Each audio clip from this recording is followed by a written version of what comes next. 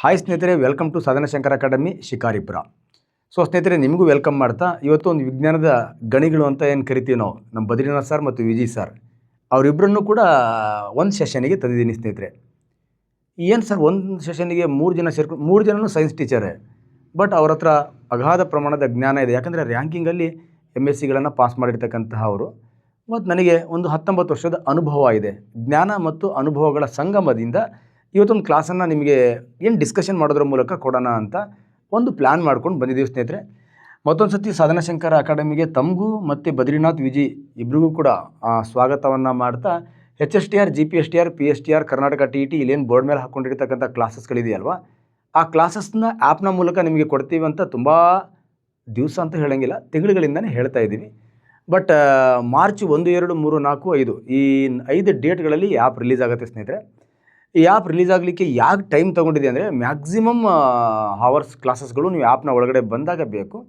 ಮತ್ತು ಒಂದು ಕಂಟೆಂಟನ್ನು ಕೊಟ್ಟಾಗ HSTR, GPSTR ಅಂದರೆ ನೀವು ತಿಳ್ಕೊಂಡಿರೋ ಹಾಗೆ ತುಂಬ ಈಸಿ ಪ್ರಶ್ನೆಗಳು ಬರಲ್ಲ. ಇನ್ಡೆಪ್ತ್ ಪ್ರಶ್ನೆಗಳನ್ನು ತುಂಬ ಈಸಿಯಾಗಿ ಹೇಳಬೇಕಲ್ವಾ. ಆವಾಗ ಇನ್ಡೆಪ್ತ್ ಪ್ರಶ್ನೆಗಳನ್ನು ಈಸಿಯಾಗಿ ಹೇಳಲಿಕ್ಕೆ ನಾವು ಅನೇಕ ಎಫರ್ಟ್ಗಳನ್ನು ಹಾಕಿ ಡಿಸ್ಕಷನ್ಗಳನ್ನು ಮಾಡಿ ಟಾಪ್ ಟೀಚರ್ಸ್ ಹತ್ರ ಕೊಡೋದ್ರಿಂದ ಆ ಟಾಪ್ ಟೀಚರ್ಸ್ ಟೈಮಿಂಗ್ಸ್ ಬೇಕಾಗತ್ತೆ. ಇವೆಲ್ಲ ಅನೇಕ ಸಮಸ್ಯೆಗಳಿಂದ ಒಟ್ಟು ಆ್ಯಪ್ ರೆಡಿಯಾಗಿದೆ. ಮಾರ್ಚ್ 1, 2, 3, 4, 5ರಲ್ಲಿ ನಿಮಗೆ ಸಿಗುತ್ತೆ. ನೀವು ಒಳಗಡೆ ಎಂಟ್ರಿ ಆಗ್ತೀರಾ. ಸೂಪ್ರಮ್ ಸೋ ಇದೆಯಲ್ವಾ, ಆ ಥರ ಆ ಒಬ್ಬ ಎಂಟ್ರಿ ಆದರೆ 10 ಹುಡುಗರನ್ನು 100% ನಮ್ಮ ಆ್ಯಪಿಗೆ ಸೇರಿಸ್ತೀರಾ ಅಂತಕ್ಕಂಥ ಕಾನ್ಫಿಡೆಂಟ್. ಯಾಕಂದರೆ ಅದು ಕ್ವಾಲಿಟಿ ಆಗಿದೆ. ಹಾಗಾಗಿ ಆ ಕ್ವಾಲಿಟಿ ಅಡ್ವರ್ಟೈಸ್ಮೆಂಟ್ ಮಾಡುತ್ತೆ ಅನ್ನೋ ಉದ್ದೇಶದಿಂದ ಒಂದು 5-6 ದಿವಸ ಲೇಟ್ ಆದ್ರೂ ಕೂಡ ಕ್ವಾಲಿಟಿಗೆ ಕಾಂಪ್ರಮೈಸ್ ಇಲ್ಲ ಅಂತ ಹೇಳಿ ವಿಜಿ ಆ್ಯಪ್ ಲೇಟಾಗಿದೆ ಹೊರತು ಬೇರೆ ಯಾವ ಉದ್ದೇಶ. ದುಡ್ಡು ಮಾಡಬೇಕು, ಆ್ಯಪಿಂದಲೇ ದುಡ್ಡು ಮಾಡಬೇಕು ಅಂದರೆ ನಾವು 1 ತಿಂಗಳು 2 ತಿಂಗಳು ಮುಂಚೆನೇ ಬಿಟ್ಬಿಡ್ತಿದ್ವಿ. ನಾವು ಕಂಟೆಂಟ್ ಕೊಡಬೇಕು ನಮಗೆ. ಆ ಹುಡುಗರು ಈ ಆ್ಯಪನ್ನು ನಾನು ತೊಗೊಂಡಿದ್ದೆ, ಅದರಲ್ಲಿ ಎಲ್ಲ ಕ್ವಶನ್ ಬಂದಿದ್ವು. ಬಟ್ ಈಸಿಯಾಗಿ ಆ ಕಾನ್ಸೆಪ್ಟ್ಗಳನ್ನು ಕ್ಲಿಯರ್ ಮಾಡಿದೆ. ಮತ್ತು ನಾವು ಲಾಸ್ಟ್ ಟೈಮ್ GPSTR ಕ್ಲಾಸ್ ವಿಜಿ 28 ಜನ ಆ್ಯಕ್ಚುಲಿ ಮ್ಯಾರಿಡ್ ಪರ್ಸನ್ಗೆ ಕ್ಲಾಸ್ ಮಾಡಿದ್ವಿ ನಾವು. 27 ಜನ GPSTR ಸೆಲೆಕ್ಷನ್ ಆಗಿದ್ದಾರೆ. ಹಾಗಾಗಿ ನಿಮಗೂ ಕೂಡ ಗೊತ್ತಿರುತ್ತೆ, ಆ ಹುಡುಗರು ಆಲ್ರೆಡಿ ನಿಮಗೆ ಹೇಳಿರ್ತಾರೆ. ಆ್ಯಪ್ ಸ್ವಲ್ಪ ವೇಟ್ ಮಾಡಿ, ಇನ್ನೊಂದು 10 ದಿವಸದಲ್ಲಿ ನಿಮಗೆ ಆ್ಯಪ್ ಬರುತ್ತೆ ಅಂತ ಹೇಳ್ತಾ, ನೋಡಿ ಇವತ್ತು ಈ 3 ಜನ ಟೀಚರ್ ಯಾಕೆ ಸೇರ್ಕೊಂಡಿದ್ದೀವಿ ಅಂದರೆ, ಇವತ್ತಿನ ಡಿಸ್ಕಷನ್ನೇ ಒಂಥರ ಸಿಂಬಯೋಸಿಸ್ ರಿಲೇಷನ್ಶಿಪ್ ಅಂತ ಕರಿತೀವಿ ನಾವು. ಒಂಥರ ಕೂಡು ಜೀವನ ಅಂದರೆ ಎಲ್ರಿಗೂ ಬೆನಿಫಿಟ್ ಆಗೋದು ಅಂತ. ಫಸ್ಟ್ ಇದರ ಬೆನಿಫಿಟ್ ಯಾರಿಗಪ್ಪ ಅಂದರೆ, ಯಾರು SSLC ಎಕ್ಸಾಮನ್ನು ಬರೀತಿದ್ದೀರಾ ಅವರ ಮಾಡಲ್ ಕ್ವಶನ್ ಅಂದರೆ ಗೌರ್ಮೆಂಟಿಂದ ಕಳಿಸಿರ್ತಕ್ಕಂಥ ಮಾಡಲ್ ಕ್ವಶನ್ ಪೇಪರ್ 1 ಇರ್ತಕ್ಕಂಥ MCQ ಆ್ಯಂಡ್ 1 ಮಾರ್ಕ್ಸ್ ಕ್ವಶನ್ಸ್ಗಳನ್ನು ಸಾಲ್ವ್ ಮಾಡ್ತಾ ಇದ್ದೀವಿ 3 ಜನ ಸೇರಿ. ಅದು ಒಂದು SSLC ಹುಡುಗರಿಗೆ ಬೆನಿಫಿಟ್. ಮತ್ತು ಆ ಕ್ವಶನ್ಸ್ಗಳು ಹೆಂಗಿದೆ ಅಂದರೆ, ಕಾಂಪಿಟೇಟಿವ್ ಎಕ್ಸಾಮಿಗೆ ಹಾರ್ಟೆಸ್ಟ್ ಝೋನಲ್ಲಿ ಇರ್ತಕ್ಕಂಥ ಪ್ರಶ್ನೆಗಳು. ಈ ನಮ್ಮ ಹುಡುಗರು ಕಾಂಪಿಟೇಟಿವ್ ಎಕ್ಸಾಮ್ ಬರೀತಾರೆ ಅಂದರೆ ಅವ್ರು SSLC ಎಕ್ಸಾಮ್ ಪಾಸ್ ಮಾಡ್ಕೊಂಡೇ ಬಂದಿರೋದು.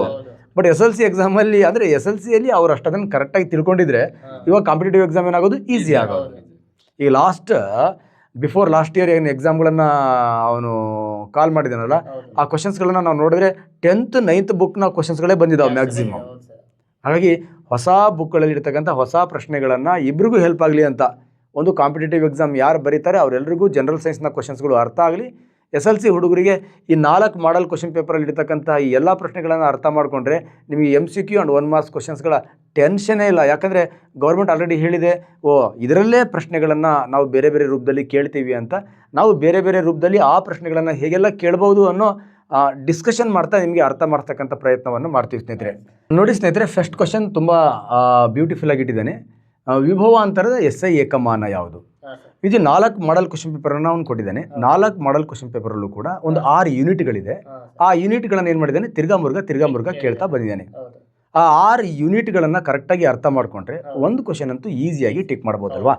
ಓಕೆ, ನೋಡೋಣ ಆ 6 ಯೂನಿಟ್ ಯಾವುದು ಏನು ಅಂತ ಸ್ವಲ್ಪ ನಮ್ಮ ಹುಡುಗರ ಜೊತೆಗೆ ನಾವು ಡಿಸ್ಕಷನ್ ಮಾಡ್ತಾ ಹೋಗೋಣ. ಕ್ಲಿಯರ್? ಕಾಂಪಿಟೇಟಿವ್ ಎಕ್ಸಾಮಲ್ಲಿ ಹಾರ್ಟೆಸ್ಟ್ ಜೋನ್ ತುಂಬ ಸತಿ ಬಂದಿರತಕ್ಕಂಥ ಪ್ರಶ್ನೆ. ಎಲ್ಲವೂ ಜ್ಞಾನ ಎಲ್ಲ ಎಕ್ಸಾಮ್ಗೂ ಒಂದೇ ಇರುತ್ತೆ. ಅದರ ಹಸಿವಲ್ಲಿ ಯಾರು ಬಳಸ್ಕೊತಾ ಬರ್ತಾನೆ ಅವನಿಗೆ SSLC, PUC, degree, competitive exam ಯಾವುದೂ ಕಂಪೇರಿಟಿವ್ ಇರಲ್ಲ. ಹಂಗಾಗಿ ಅದನ್ನು ಬೈಫರ್ಗೇಷನ್ ಮಾಡಲೇಬಾರ್ದು. ಸ್ವಲ್ಪ ಗ್ಯಾಪ್ ಬಿಟ್ಟಿರ್ತಾರೆ.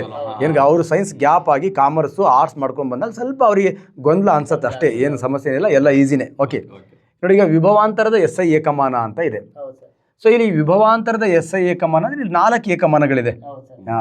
ವಿಜಿ ಇದು ವೋಲ್ಟ್, ಇದು ದಟ್ ಇಸ್ ವೋಲ್ಟ್ ಅಂದರೆ ವೋಲ್ಟೇಜ್. ವಿಭವಾಂತರದ SI ಏಕಮಾನ ಇದು ವಿಭವಾಂತರದ. ಹಾಗಾದ್ರೆ ಆಂಪಿಯರ್ ಸಿಂಪಲ್ ವಿದ್ಯುತ್ ಪ್ರವಾಹದ ಏಕಮಾನ, ಇದು ವಿದ್ಯುತ್ ಪ್ರವಾಹದ ಏಕಮಾನ. ಕೂಲಂ ನಮಗೆಲ್ಲ ಗೊತ್ತಿದೆ ವಿದ್ಯುತ್ ಆವೇಶದ ಏಕಮಾನ, ವಿದ್ಯುತ್ ಆವೇಶ ಎಲೆಕ್ಟ್ರಿಕ್ ಚಾರ್ಜ್ದ ಯೂನಿಟ್ ಇದು. ನೆಕ್ಸ್ಟ್ ಓಮ್ ಮೀಟರ್ ಏನಿದೆ ಇದು ಸ್ವಲ್ಪ ಇಂಪಾರ್ಟೆಂಟು.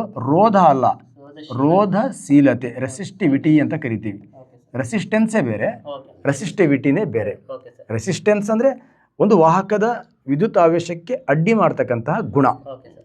ಬಟ್ ರೆಸಿಸ್ಟಿವಿಟಿ ಅಂದರೆ 1 ಮೀಟರ್ ವಾಹಕ, ಅವಾಗ ಮೀಟರ್ 1 ಮೀಟರ್ ಅಂದರೆ ಲೆಂತ್, ಸ್ಟ್ಯಾಂಡರ್ಡ್ ಲೆಂತಲ್ಲಿ ಒಂದು ಮೆಟಲ್ಸ್ ಒಂದು ಎಲೆಕ್ಟ್ರಿಕ್ ಚಾರ್ಜನ್ನು ಎಷ್ಟು ಅಪೋಸ್ ಮಾಡತ್ತೆ, ಅದಕ್ಕೆ ನಾವೇನಂತ ಕರಿತೀವಿ ರೆಸಿಸ್ಟಿವಿಟಿ ಅಂತ ಕರಿತೀವಿ. 1 ಮೀಟರ್ ಸ್ಟ್ಯಾಂಡರ್ಡ್. ನಾವು ಕಾಪರ್ ವೈರ್ ಆದರೂ ತಗೊಳ್ಳಿ, ಯಾವ್ದಾರ ವೈರ್ 1 ಮೀಟರ್.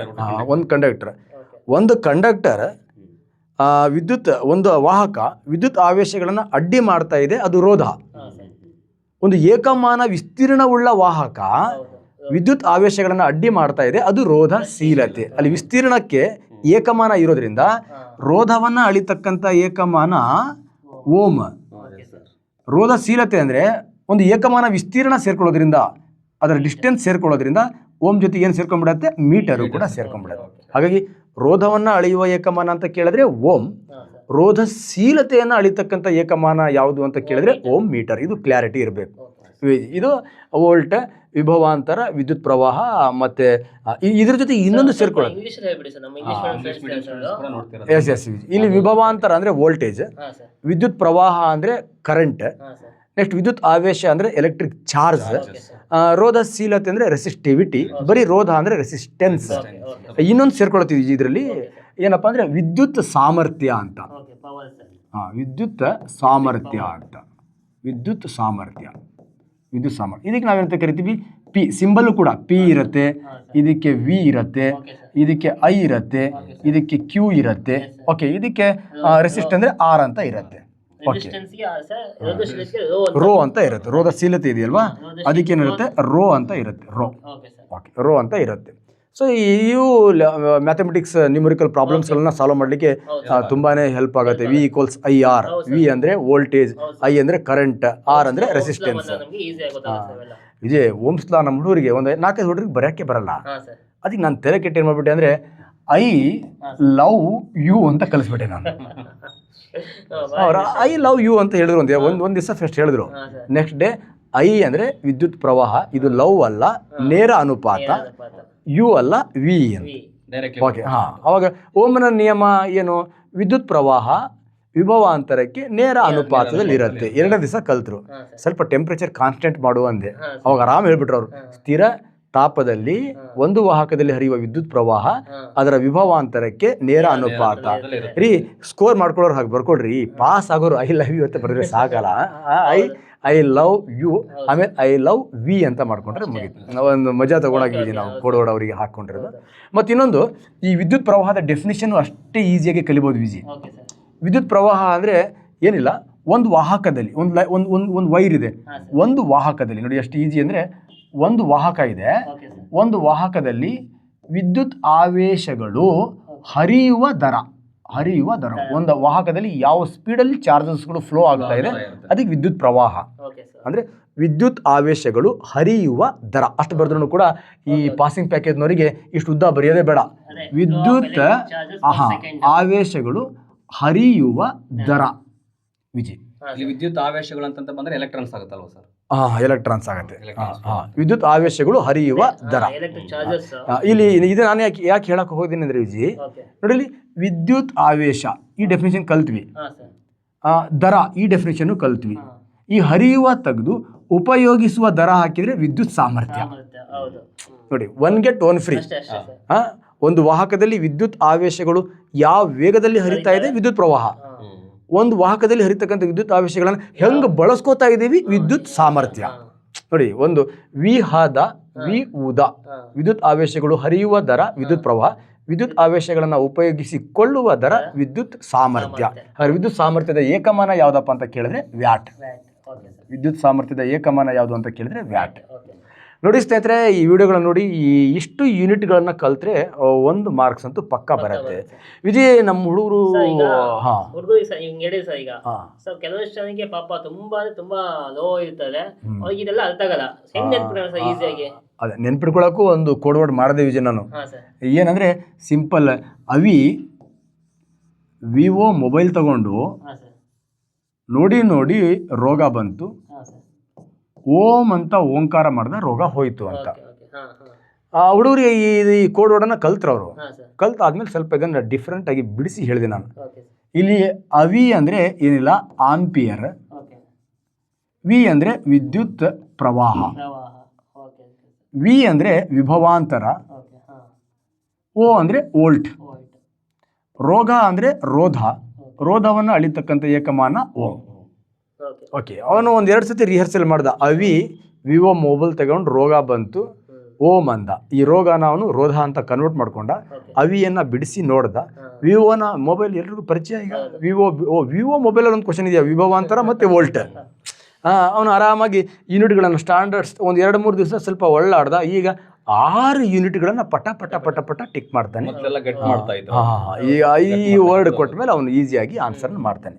ನೆಕ್ಸ್ಟ್ ಕ್ವಶನ್, ಮತ್ತು ಇದ್ರ ಇನ್ ಡೀಟೇಲ್ ಮತ್ತೆ ಕ್ಲಾಸಸ್ಗಳನ್ನು ಮುಂದೆ ಮಾರ್ಕ್ಸ್ 2 ಮಾರ್ಕ್ಸ್ ಕ್ವಶನ್ ಬರುತ್ತೆ, 3 ಮಾರ್ಕ್ಸ್ ಕ್ವಶನ್ ಬರುತ್ತೆ. ಅಲ್ಲೆಲ್ಲ ಇನ್ ಡೀಟೇಲ್ ಇದ್ರ ಬಗ್ಗೆ ಎಕ್ಸ್ಪ್ಲನೇಷನ್ ಮಾಡ್ತಾ ಹೋಗೋಣ ವಿಜಯ್. ಓಕೆ, ಈಗ ನೆಕ್ಸ್ಟ್ ಕ್ವಶನ್, ಮಸೂರದ ಸಂಗಮ ದೂರದ ವಿಲೋಮವು. ಒಂದು ಮಜಾ ಕ್ವಶನ್ ಇದು. ಈ ಸ್ವಲ್ಪ ಟ್ರಿಕ್ಕಿ ಕ್ವಶನ್, ಅಂದರೆ ಈಸಿ ಇದೆ. ನಮ್ಮ ಸ್ವಲ್ಪ ಈ ಪಾಸಿಂಗ್ ಪ್ಯಾಕೇಜ್ ಹುಡುಗರಿಗೆ ಓದ್ಕೊಳ್ಳೋಕ್ಕೆ ಒಂಥರ, ಯಾಕಂದರೆ ಈ ವಿಲೋಮ ಅನ್ನೋ ಪದ ಅವ್ರಿಗೆ ಒಂಥರ ಇರಿಟೇಟ್ ಮಾಡಿಬಿಡತ್ತೆ. ಅದನ್ನು ನಮ್ಮ ಶಾಲೆಯಲ್ಲಿ ಹೇಗೆ ಹೇಳ್ತೇನೆ ಅಂದರೆ, ವಿಜಿ, ನೀನು ನಗ್ತೀಯ, ನಿನ್ನ ಹೆಂಡ್ತಿನೂ ನಗ್ತಾಳೆ, ಓ ನೇರ. ನೀನು ಅಳ್ತೀಯ, ನಿನ್ನ ಹೆಂಡ್ತಿನೂ ಅಳ್ತಾಳೆ, ನೇರ. ನೀನು ನಗ್ತೀಯ, ನಿನ್ನ ಹೆಂಡ್ತಿ ಅಳ್ತಾಳೆ, ಉಲ್ಟಾ, ವಿಲೋಮ ಅಂತ. ವಿಲೋಮ ಅಂದರೆ 1 ಜಾಸ್ತಿ 1 ಕಡಿಮೆ ಆದರೆ ವಿಲೋಮ ಅಂತ. 2 ಜಾಸ್ತಿ 2 ಕಡಿಮೆ ಆದರೆ ನೇರ ಅನುಪಾತ. 1 ಜಾಸ್ತಿಯಾಗಿ 1 ಕಡಿಮೆ, 1 ಕಡಿಮೆಯಾಗಿ 1 ಜಾಸ್ತಿ ಆದರೆ ಅದಕ್ಕೆ ವಿಲೋಮ ಅಂತ ಕರಿತೀವಿ. ಇಲ್ಲಿ ಮಸೂರದ ಸಂಗಮ ದೂರದ ಸಾಮರ್ಥ್ಯ ಅಂದರೆ ಏನೋ ಕಡಿಮೆ ಆಗಿದೆ ಅಂತ ಅರ್ಥ. ಹಾಗಾಗಿ ಕಡಿಮೆ ಆಗಿದೆ ಅಂತ ಅರ್ಥ. ಸರ್, ಈಗ ದರ್ಪಣಕ್ಕೂ ಮತ್ತು ಮಸೂರಕ್ಕೂ ಏನೋ ವ್ಯತ್ಯಾಸ ಇದೆ ಸರ್, ಕೆಲವರಿಗೆ ಅದು ಕ್ಲಾರಿಟಿ ಇರಲ್ಲ ಅಂತ. ಈಗ ನಮಗೆ ಹುಡುಗರಿಗೆ ಟ್ರಿಕ್ಕಿಯಾಗಿ ಏನು ಗೊತ್ತಾಗಬೇಕು, ಮಸೂರಗಳಲ್ಲಿ ಬೆಳಕು ಈ ಕಡೆಯಿಂದ ಆ ಕಡೆ ಪಾಸ್ ಆಗತ್ತೆ, ದರ್ಪಣಗಳಲ್ಲಿ ಬೆಳಕು ವಾಪಸ್ ಬರುತ್ತೆ. ಹಾಗಾಗಿ ಬೆಳಕು ಈ ಕಡೆಯಿಂದ ಆ ಕಡೆ ಮಸೂರದಲ್ಲಿ ಪಾಸ್ ಆಗೋದ್ರಿಂದ ಆ ಕಡೆ ಇರೋರು ಚೆನ್ನಾಗಿ ಕಾಣಬೇಕು ಅಂದರೆ ಮಸೂರಗಳನ್ನು ಬಳಸ್ತೀವಿ. ನಮ್ಮನ್ನು ನಾವೇ ಚೆನ್ನಾಗಿ ನೋಡ್ಕೋಬೇಕು ಅಂದರೆ ದರ್ಪಣಗಳನ್ನು ಬಳಸ್ತೀವಿ ಅಷ್ಟೇ. ಇದು ಬೆಳಕಿನ ಪ್ರತಿಫಲನದ ಮೇಲೆ ಕೆಲಸ ಮಾಡುತ್ತೆ, ಇದು ಬೆಳಕಿನ ವಕ್ರೀಭವನದ ಮೇಲೆ ಕೆಲಸ ಮಾಡುತ್ತೆ. ಮತ್ತು ಇನ್ ಡೀಟೇಲ್ ಅದರ ಬಗ್ಗೆ ಇದು ಯಾವುದು, ಈಗ ನಮಗೆ ಇದು ನಿಮ್ನ ದರ್ಪಣ. ಈ ನಿಮ್ನ ದರ್ಪಣ ಅಂದರೆ ಈ ಸಣ್ಣ ವಸ್ತುಗಳನ್ನು ದೊಡ್ಡದು ಮಾಡಿ ತೋರಿಸುತ್ತೆ. ಸಣ್ಣ ವಸ್ತುಗಳನ್ನ ದೊಡ್ಡದು ಮಾಡಿ ತೋರಿಸ್ಬೇಕು ಅಂದರೆ ವಾಹನಗಳ ಮುನ್ನೋಟ, ಒಂದು ಸಣ್ಣ ಬಲ್ಪ್ ಇರುತ್ತೆ, ನಾವು ಅಲ್ಲಿ ನಿಮ್ನ ದರ್ಪಣನ ಹಿಂದ್ಗಡೆ ಹಾಕೋದ್ರಿಂದ ಅದೇನು ಮಾಡುತ್ತೆ, ಅದನ್ನು ಚದುರಿಸಿ ದೊಡ್ಡ ಅಗಲ ರೋಡ್ ತುಂಬ ಕಳಿಸುತ್ತೆ. ಟಾರ್ಚ್ ಲೈಟ್ಗಳಲ್ಲಿ ಬಳಸ್ತೀವಿ. ನೆಕ್ಸ್ಟ್ ಕಟಿಂಗ್ ಶಾಪ್ ಮಿರರ್ಗಳಿದಾವಲ್ವಾ, ಸ್ವಲ್ಪ ಒಳಗಡೆ ಬೆಂಡ್ ಆಗಿರುತ್ತೆ. ಅದು ಯಾಕೆ ಅಂದರೆ ಮುಖ ದೊಡ್ಡದಾಗಿ ಕೂದಲೆಲ್ಲ ಕರೆಕ್ಟಾಗಿ ಕಾಣಲಿ ಅಂತ. ಇಲ್ಲಿ ನಿಮ್ನ ದರ್ಪಣಗಳನ್ನು ಇದರಲ್ಲಿ ಬಳಸ್ತೀವಿ. ಮತ್ತು ಈ ಹಲ್ಲಲ್ಲಿ ಏನಾದ್ರು ಹುಳಗಿಳ ಇತ್ತು ಅಂದರೆ ಒಳಗಡೆ ಹಿಂಗೆ ಹಾಕಿ ನೋಡ್ತಾರೆ ಅವರು, ದೊಡ್ಡ ಡೆಂಟಿಸ್ಟ್ಗಳು. ಇಲ್ಲೆಲ್ಲ ನಿಮ್ನ ದರ್ಪಣಗಳನ್ನು ಬಳಸ್ತೀವಿ. ವಿಜಯ್, ನಮ್ಮ ಹುಡುಗರಿಗೆ ಈ ನಿಮ್ನ ಅಂದರೆ ಸ್ವಲ್ಪ ಡೌಟ್ ಇರೋದಕ್ಕೆ ನಾವು ನಿಮ್ಮದು ತಗ್ಗಿರತ್ತೆ ಅಂತ ಹೇಳ್ಬಿಡ್ತೀನಿ ನಾನು. ನಿಮ್ಮದು ತಗ್ಗಿರತ್ತೆ, ನಮ್ಮದು ಉಬ್ಬಿರತ್ತೆ ಅಂತ. ಓಕೆ, ಹಾಗಾಗಿ ಈ ನಿಮ್ನ ದರ್ಪಣ ಅಂದರೆ ನಿಮ್ಮದು ತಗ್ಗಿರತ್ತೆ. ಪೀನ ದರ್ಪಣ ಅಂದರೆ ಇದು ದೊಡ್ಡ ವಸ್ತುಗಳನ್ನು ಚಿಕ್ಕದಾಗಿ ತೋರಿಸುತ್ತೆ.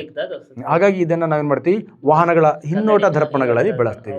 ವಾಹನಗಳು ನಾವು ಬೈಕಲ್ಲಿ ಹಿಂಗೆ ಹೋಗ್ಬೇಕಾದ್ರೆ ಹಿಂಗೆ ಪಕ್ಕದಲ್ಲಿ ಹುಡುಗಿ ನೋಡಿದ್ರೆ ಹುಡುಗಿನೂ ಕಾಣ್ತಾಳೆ, ಸ್ಕೂಟಿನೂ ಕಾಣುತ್ತೆ, ರೋಡು ಕಾಣುತ್ತೆ, ಅದ್ರ ಹಿಂದ್ಗಡೆ ಇರ್ತಕ್ಕಂಥ ದೊಡ್ಡ ಮರನೂ ಒಂದು ಸಣ್ಣ ಕನ್ನಡಿಯಲ್ಲಿ ಕಾಣುತ್ತೆ. ಅಂದರೆ ಹಾಗಾಗಿ ಇದನ್ನು ಪೀನ ದರ್ಪಣಗಳನ್ನು ದೊಡ್ಡ ವಸ್ತುಗಳನ್ನು ಒಂದು ಸಣ್ಣದಾಗಿ ನೋಡಲಿಕ್ಕೆ ನಾವೇನು ಮಾಡ್ತೀವಿ, ವಾಹನಗಳ ಹಿನ್ನೋಟದಲ್ಲಿ ಪೀನ ದರ್ಪಣಗಳನ್ನು ಬಳಸ್ತೀವಿ. ಇದು ನಿಮಗೆ ಗೊತ್ತಿದೆ, ಸನಿದಪ, ಸಮೀಪ ದೃಷ್ಟಿ ದೋಷ ನಿಮ್ನ ಮಸೂರ, ದೂರ ದೃಷ್ಟಿ ದೋಷ ಪೀನ ಮಸೂರ. ಓಕೆ, ಇದ್ರ ಬಗ್ಗೆ ಒಂದು ಕ್ಲಾಸ್ ಮಾಡೋಣ. ಓಕೆ, ಬಟ್ ನಾವೀಗ ಮಸೂರದ ಸಂಗಮ ದೂರದ ವಿಲೋಮವು. ಓಕೆ, ಇಲ್ಲೇನು ಫೋಕಲ್ ಲೆಂತ್ ಏನಿದೆ ಅದರ ಇನ್ವರ್ಸ್ಲಿ ಇಲ್ಲಿ ಏನಾಗಿರುತ್ತೆ ಅಂತ. ದಟ್ ಈಸ್ ವಿಜಯ್, ನನಗೆ ಗೊತ್ತಿರೋ ಹಾಗೆ ಮಸೂರದ ಸಾಮರ್ಥ್ಯ ಅಂತ. ಮಸೂರದ ಸಾಮರ್ಥ್ಯ. ಹಾಗಾದರೆ ಯಾವ ಮಸೂರ ಏನು ಆ ಸಂಗಮ ದೂರವನ್ನು ಕಡಿಮೆ ಮಾಡೋ ಕೆಪಾಸಿಟಿ ಇದೆಯೋ ಅಷ್ಟು ಮಸೂರದ ಪವರ್ ಏನಾಗಿದೆ ಅಂತ ಅರ್ಥ, ಜಾಸ್ತಿ ಆಗಿದೆ ಅಂತ ಅರ್ಥ. ಅಂದರೆ ಇನ್ನು ಈಸಿಯಾಗಿ ಹೇಳೋದು ಅಂದರೆ ಮಸೂರದ ವಕ್ರತೆ ಜಾಸ್ತಿ ಮಾಡ್ಕೊಳ್ತಕ್ಕಂತಹ ಕೆಪಾಸಿಟಿ ಮಸೂರಕ್ಕೆ ಇತ್ತು ಅಂದರೆ ಮಸೂರದ ಕೆಪಾಸಿಟಿ ಜಾಸ್ತಿ ಇದೆ ಅಂತ ಅರ್ಥ. ಹೌದು ಸರ್. ಒಂದು ಸಂಗಮ ದೂರ ಕಡಿಮೆ ಆದಂಗೆ ಮಸೂರದ ಕೆಪಾಸಿಟಿ ಜಾಸ್ತಿ ಆಗ್ತಾ ಹೋಗುತ್ತೆ. ಅದಕ್ಕೆ ಫಾರ್ಮುಲಾನು ಕೂಡ ಇದೆ ಈಜಿ ನೋಡಿ. ಒಂದು ಮಸೂರದ ಸಾಮರ್ಥ್ಯ, ಪವರ್ ಆಫ್ ಲೆನ್ಸ್, ಇದನ್ನು ನಾವು ಯಾವುದರಲ್ಲಿ ಅಳಿತೀವಿ ಅಂದರೆ ಸಿಂಪಲ್ ಡಯಾಪ್ಟರ್ಗಳಲ್ಲಿ ಅಳಿತೀವಿ. ಮಸೂರದ ಸಾಮರ್ಥ್ಯವನ್ನು ಅಳೆಯುವ ಏಕಮಾನ ಯಾವುದು ಅಂತ ಕೇಳಿದ್ರೆ ಡಯಾಪ್ಟರ್. ಎಸ್ ಇದು ಯೂನಿಟ್, ಇದು ಕೂಡ ಯೂನಿಟ್ ಬರಬಹುದು. ಎಸ್, ಹಾಗಾದ್ರೆ ಒಂದು ಮಸೂರದ ಸಾಮರ್ಥ್ಯ ಯಾವುದರ ವಿಲೋಮ ನೋಡಿ, ಸಂಗಮ ದೂರ ಅಂದರೆ ಎಫ್. ಹಾಗಾದ್ರೆ ಸಂಗಮ ದೂರದ ವಿಲೋಮ ಆಗಿರುತ್ತೆ. ಓಕೆ, ಒಂದು ಮಸೂರದ ಸಾಮರ್ಥ್ಯ ಸಂಗಮ ದೂರದ ವಿಲೋಮ ಆಗಿರುತ್ತೆ. ಇಲ್ಲಿ ಮಸೂರದ ಸಂಗಮ ದೂರದ ವಿಲೋಮವು ಮಸೂರದ ಸಾಮರ್ಥ್ಯವಾಗಿದೆ.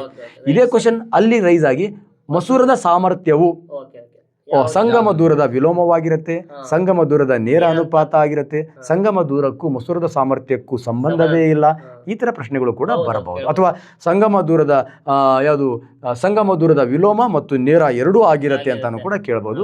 ಇಲ್ಲ, ಸಂಗಮ ದೂರ ಕಡಿಮೆ ಆದ ಹಾಗೆ ಮಸೂರದ ಸಾಮರ್ಥ್ಯ ಏನಾಗುತ್ತೆ, ಜಾಸ್ತಿ ಆಗತ್ತೆ. ಇದು one of the very important.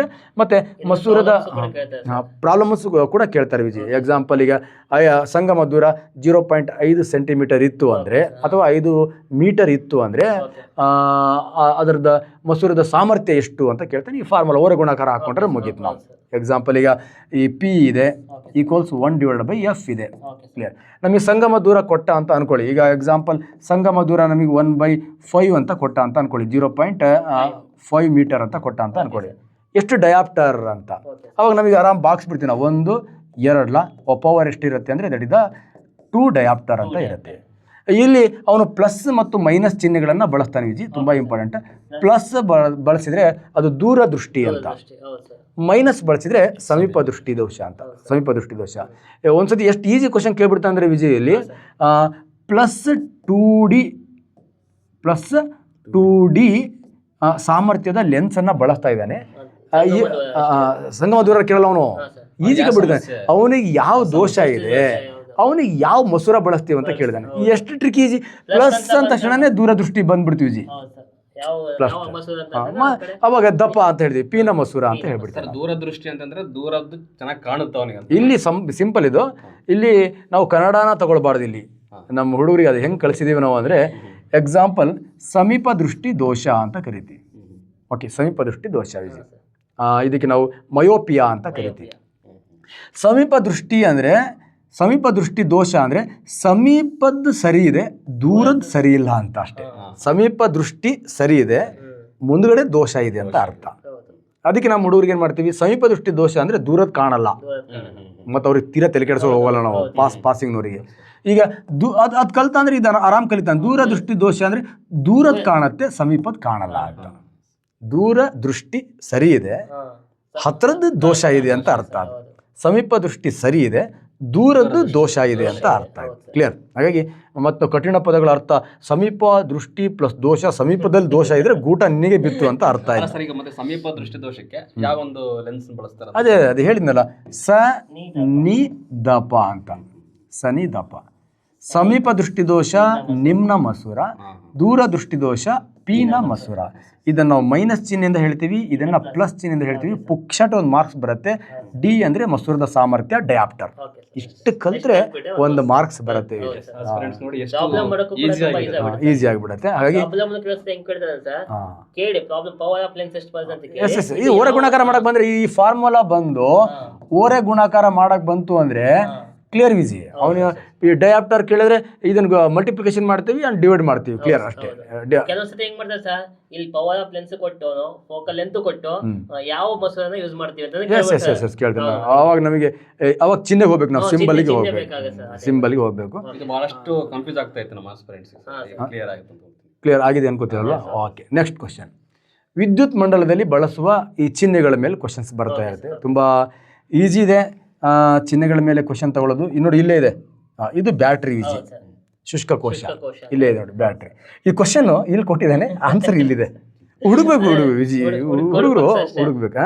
ನೋಡಿ ಇಲ್ಲೇ ಇದೆ ಬ್ಯಾಟ್ರಿ, ಇಲ್ಲೇ ಬ್ಯಾಟ್ರಿ ಇದೆ. ಇನ್ ಕೇಸ್ ಸ್ವಿಚ್ ಕೇಳಿದ್ದ ಅಂದ್ರೆ ಇಲ್ಲಿ ಸ್ವಿಚ್ ಇದೆ ವಿಜಿ.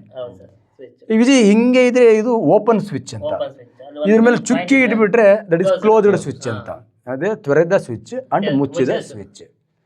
ನೆಕ್ಸ್ಟ್ ವಿಜಿ ಒಂದು ವಾಹಕದಲ್ಲಿ ಕರೆಂಟ್ ಹರಿಬೇಕಾದ್ರೆ ಅಡೆತಡೆ ಆಗಿರುತ್ತೆ ಅಂದರೆ ಒಂಥರ ಹಾರ್ಟ್ ಬೀಟ್ ಥರ ಹಿಂಗಿರುತ್ತೆ. ಹೌದು ಸರ್, ಹೌದು. ಇದಕ್ಕೆ ರೋಧ ಅಂತ ಕರಿತೀವಿ, ರೋಧ. ರೆಸಿಸ್ಟೆನ್ಸ್ ಅಂತ Resistance. ಕರಿತೀವಿ.